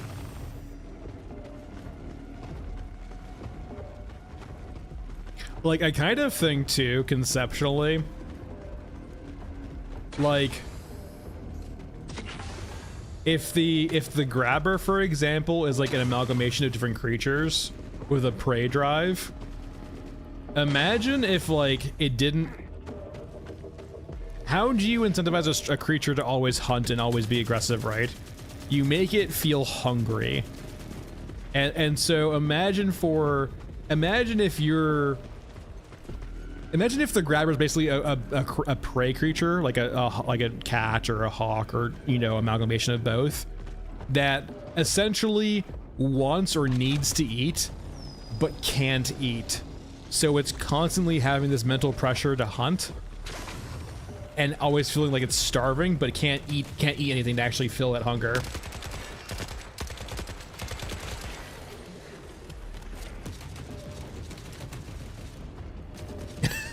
John.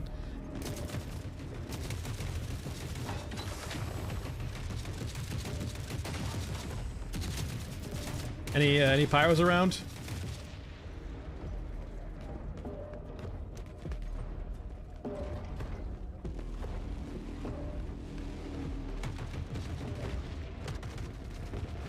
I heard a grenade. That might be pyro. Oh. Oh shit, that's a fucking HK. Who's a good boy?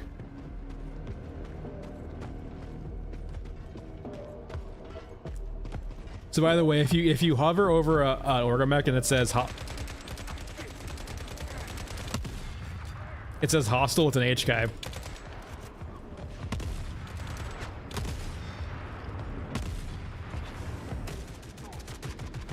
Ugh. Is it weird that a guy with a grenade launcher is way more scary than an Orgamech HK? I don't feel safe right now. Yeah, that tracks. 20 mil will do that. Though, Miles did comment on that though, right? Where he wants the Orgamech to feel much scarier. So sad. Though we got the commander though.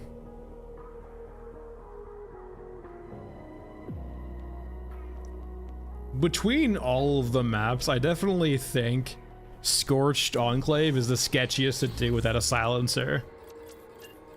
It's such a... Because the entirety of this map is one large spawning zone, it just means you're constantly attracting attention to yourself when you fight.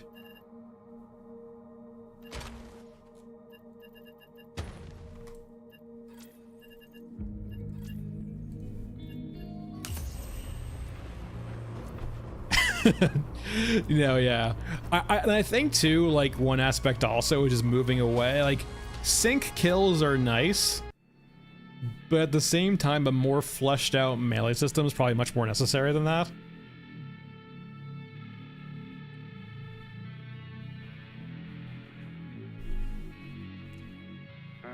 Like, sync kill should be like extra little, like, a flourish or ambiance occasionally you might see.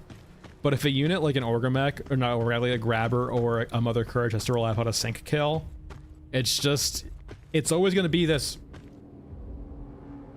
weird instance of either being overbearing or just not useful at all, right? It's either you abuse the sync kill mechanic by like staying out of reach or at a height, or it's way too aggressive and pulls you from like way too far away.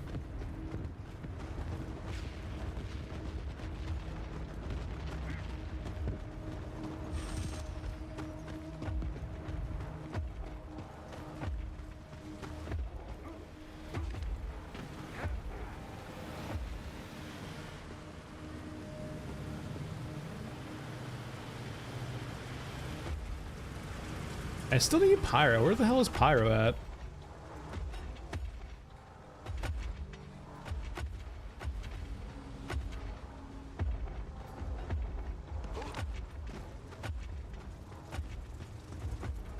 Oh.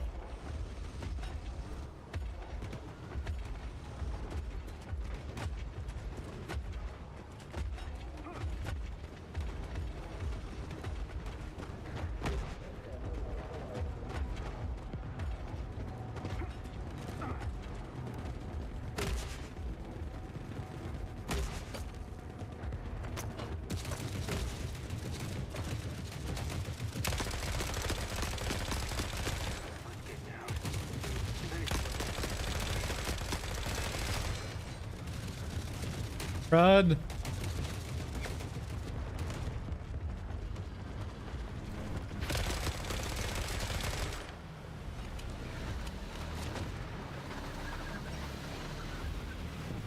Alright, I'm probably pretty fucking hurt from that. I believe I got him. Definitely got some help in there, but I believe I snagged the kill at the end. Hey, Nikolov. Hello from Twitch.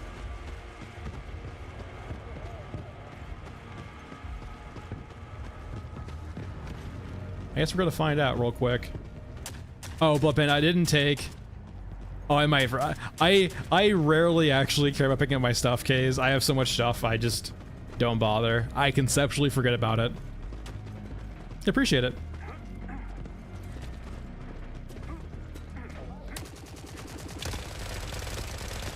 Leave me alone. Blood, we didn't pick up the target locked quest this time, so he doesn't spawn. When you don't have the target locked quest, it's pretty rare to see Toothy.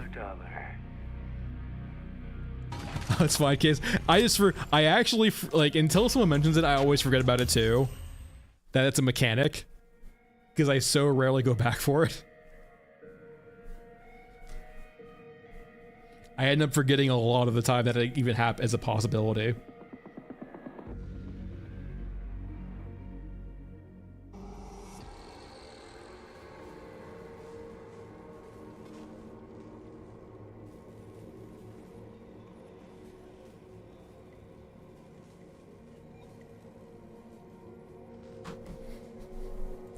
All right.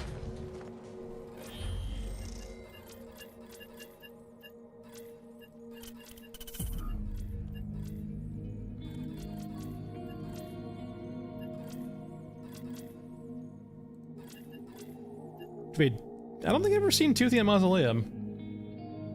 I have heard. I have only, I think, seen Toothy on Enclave. I've heard reports. People have. Oh, Rat King. Yeah, I really re-see Rat King. I've seen people say that Toothy can occasionally spawn at streets when you try to use it as an extract. I have never seen him do that though. I've tried. It might be like a size requirement too. Like you might need to have a certain size of a group to actually have that happen. Like, there's definitely instances where if you have a bigger group, you see different things and more things are common. Like, for example, when you have a big group, it's very common to have, or it's more common to have 2 grabbers in Cemetery as opposed to 1. So it could just be a scenario like that, right, on that particular map. All right. Also, too, like, if I didn't know this from earlier, I have not had a night shift scrapyard in probably months at this point. Now, I don't play scrapyard all that much, but like, I usually play it like 2 or 3 times per stream. I have not had night shift scrapyard in forever. And so if I didn't know any better, I wouldn't know it exists.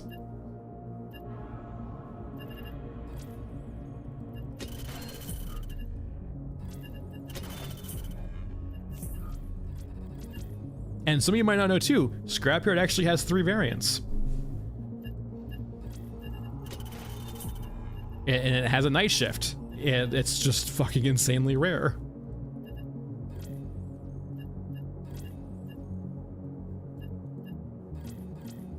See, that's the crazy thing, like that's the weird thing with the percentages in this game, is sometimes you just don't see things. I'm not sure if it's like a hidden mechanic, like I'm not doing something to actually trigger it to happen, but like, it's just very weird.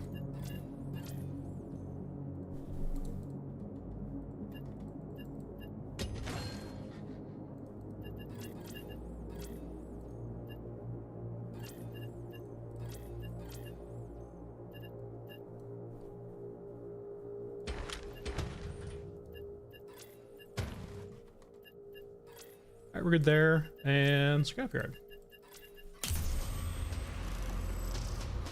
Oh yeah, if you want to farm kills, Scrapyard by far is the way to do it. But I will say though, if you want to actively farm kills, that's one way. If you want to passively farm kills and get experience, probably still just doing the whole thing with Clear Skies is probably better.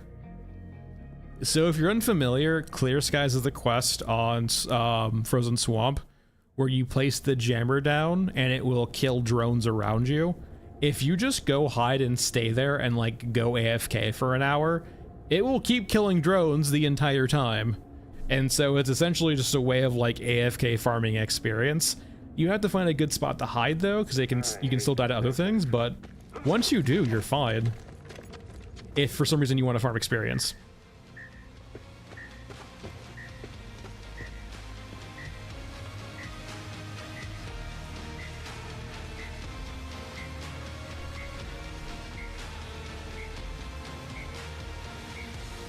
Yeah, so this is what I would consider to be the second variant. This is not night shift, this is like the evening shift. So Scrapyard has 3 shifts, or 3 different variants. It has the regular variant, which I would consider the white variant, in the sense of like it has no, like, it's not evening time, the day variant, if you will. This is the evening variant. Notable change over the day variant of Scrapyard. You will see a lot more Europans here. The general trope of this map is Europans are fighting for control of it, but against Euruska and Eurasia. While the day variant is basically it's firmly in the control of Euruska and Eurasia, you'll see basically no Europans here during the day variant. And then the evening variant is just cursed. It's like every other night shift. It's going to have, instead of a mother though, it's gonna have a grabber. Essentially during the night shift there's a grabber on the very bottom. I'm not, it's been so long since I've had a night shift, I don't know if the grabber is like 100% spawn or not. I just recall seeing the grabber there a few times I had this at nighttime. But like I said, it's been months since I've seen the nighttime version of this map.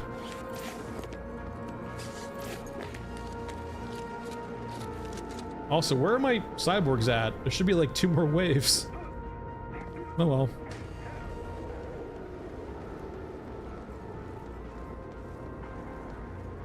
Yeah, Vinny, it's funny you say that too, because like I haven't tried forcing it, but like just constantly respawning on the map, but like probably should. It's been way too long since I've seen it.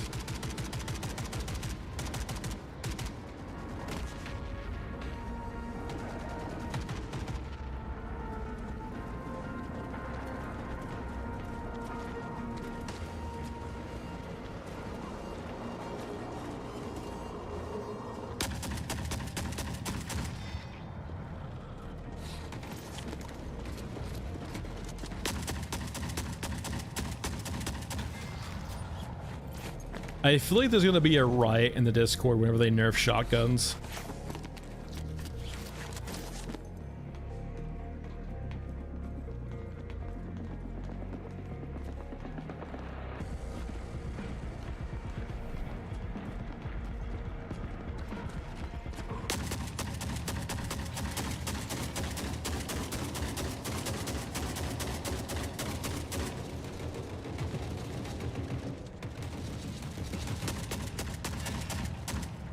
What the hell?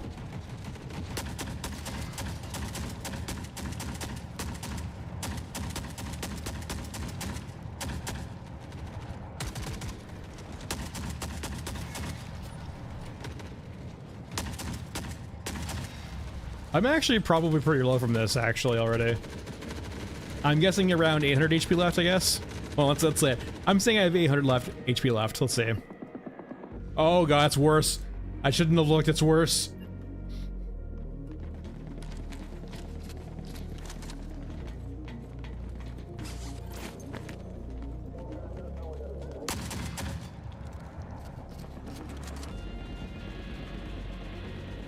I gotta do the quest though.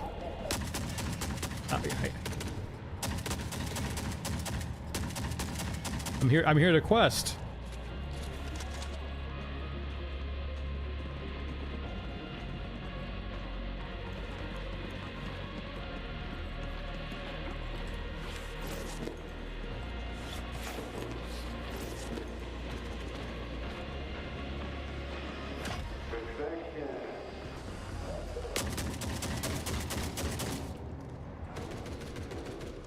Let's get into my hole over here.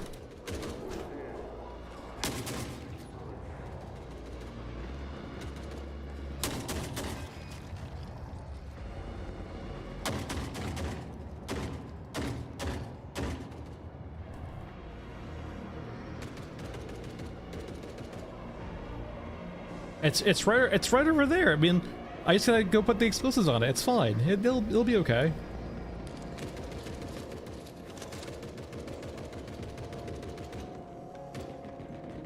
Just gotta go quick.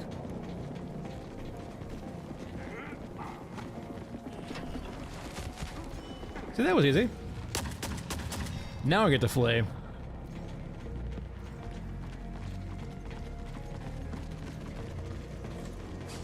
Grab a little bit of loot here and there. Now we can run for our lives. There's some real fighting going on over there. I can just hear it.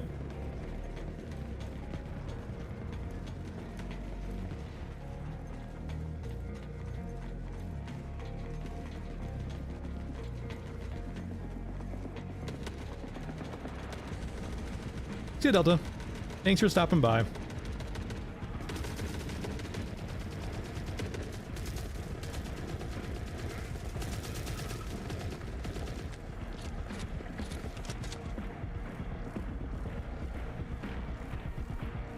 Did the drone win, or did they stop fighting? I guess the drone won, holy shit.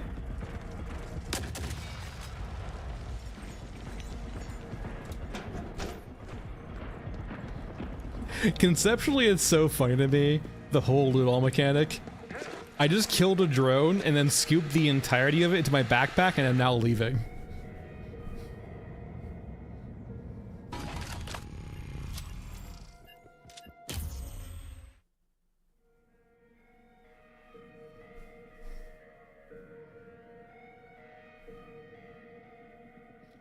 Honestly, it's so quick. It seems even faster than that. Right? It's like you just essentially like compact the whole thing down into your backpack and just run off with it.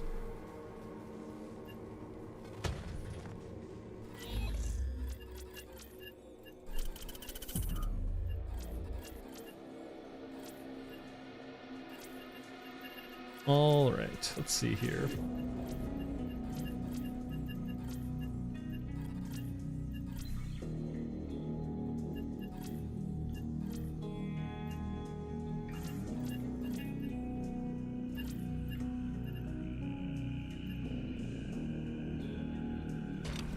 I'm actually pretty low on 50 cal. My god.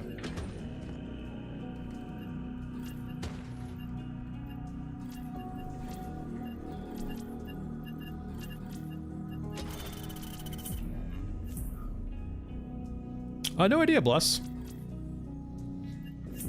Sometime Q1, so between now and the end of March. Someone was saying like end of February, but really just no idea.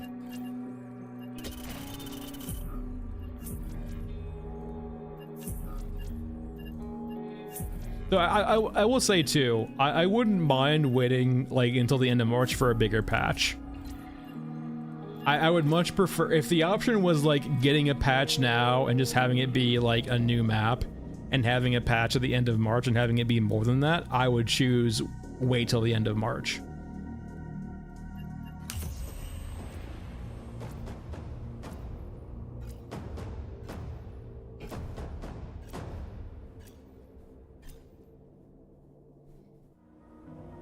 At least for me, personally.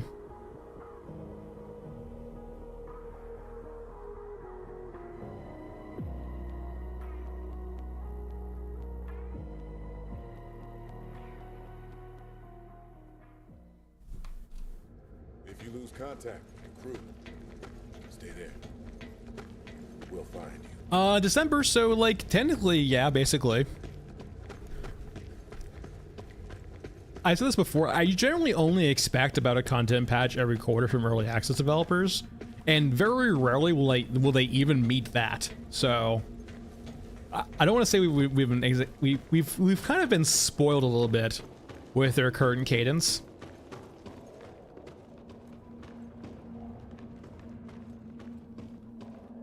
Like it would be insane to think they were going to keep up the pace of like a content patch every like month and a half. the 2 months. Smaller patches, sure, but like actual like factual content patches every 2 months would be a pretty quick cadence, right? Like that. It'd be really fast, to be honest. 2 months. I know like 2 months sounds like a lot of time. 2 months is not that much time.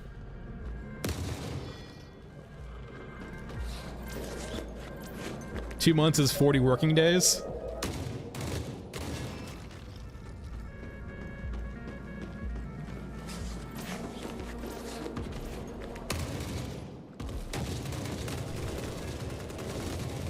Why are you so quiet? I'm probably low HP already from that. Freaking ninjas, man.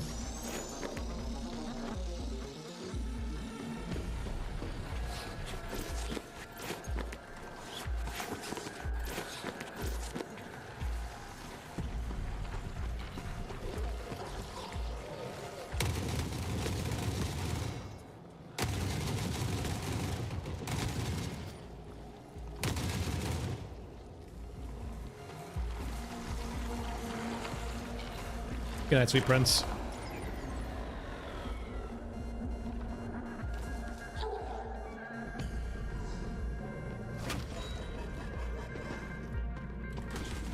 Break them down.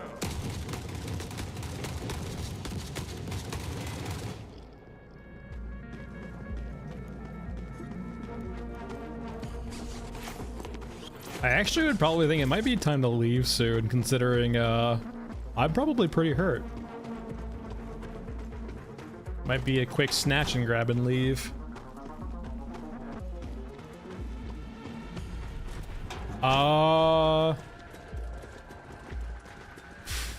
If it's just like non-officers, probably the EOD. But if it's a grenade launcher officer, then clearly the grenade launcher officer.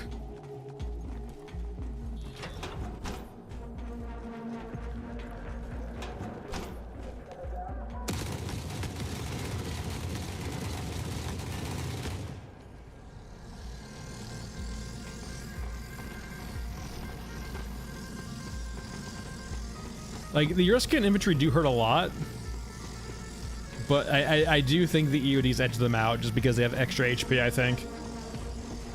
I feel like, yeah,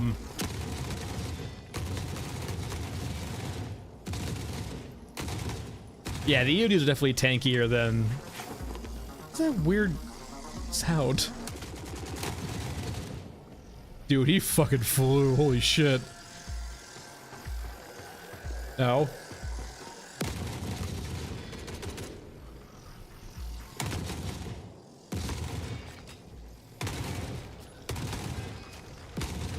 Alright, I would like to leave, please.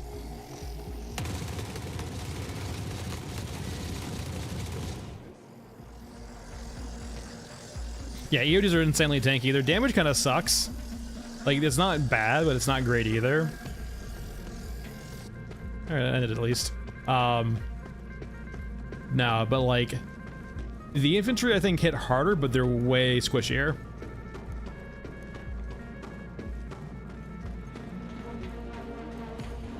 Yeah, I will say, definitely a lot of the animations for, like, right now are placeholdery. So I wouldn't look too much into it. For example, the cyborgs recently got a big quality of life, or not quality of life pass, but a quality pass in regards to the animations. And they look a lot better now. Like, before they would have, like, really just floppy, weird arms, and now their arms are actually much more scarier, I guess, and along there with their, like, their unhinged jaws. They're less like, they're still derpy, but they're way less derpy than they were before. So we're kind of just, I think, waiting for that kind of pass on a lot of the units currently. All right, everyone. Yeah, the jaws do unhinge. Now they do. They didn't before. Depends on the model too. But that's it for today, everyone. Thanks for watching. Be back on this Friday. Take it easy, and I'll see you next time. Hope for patch day soon. We'll see, though. All right. Bye, everyone. Oh, Brawler. Brawler all day. Brawlers are fucking cracked.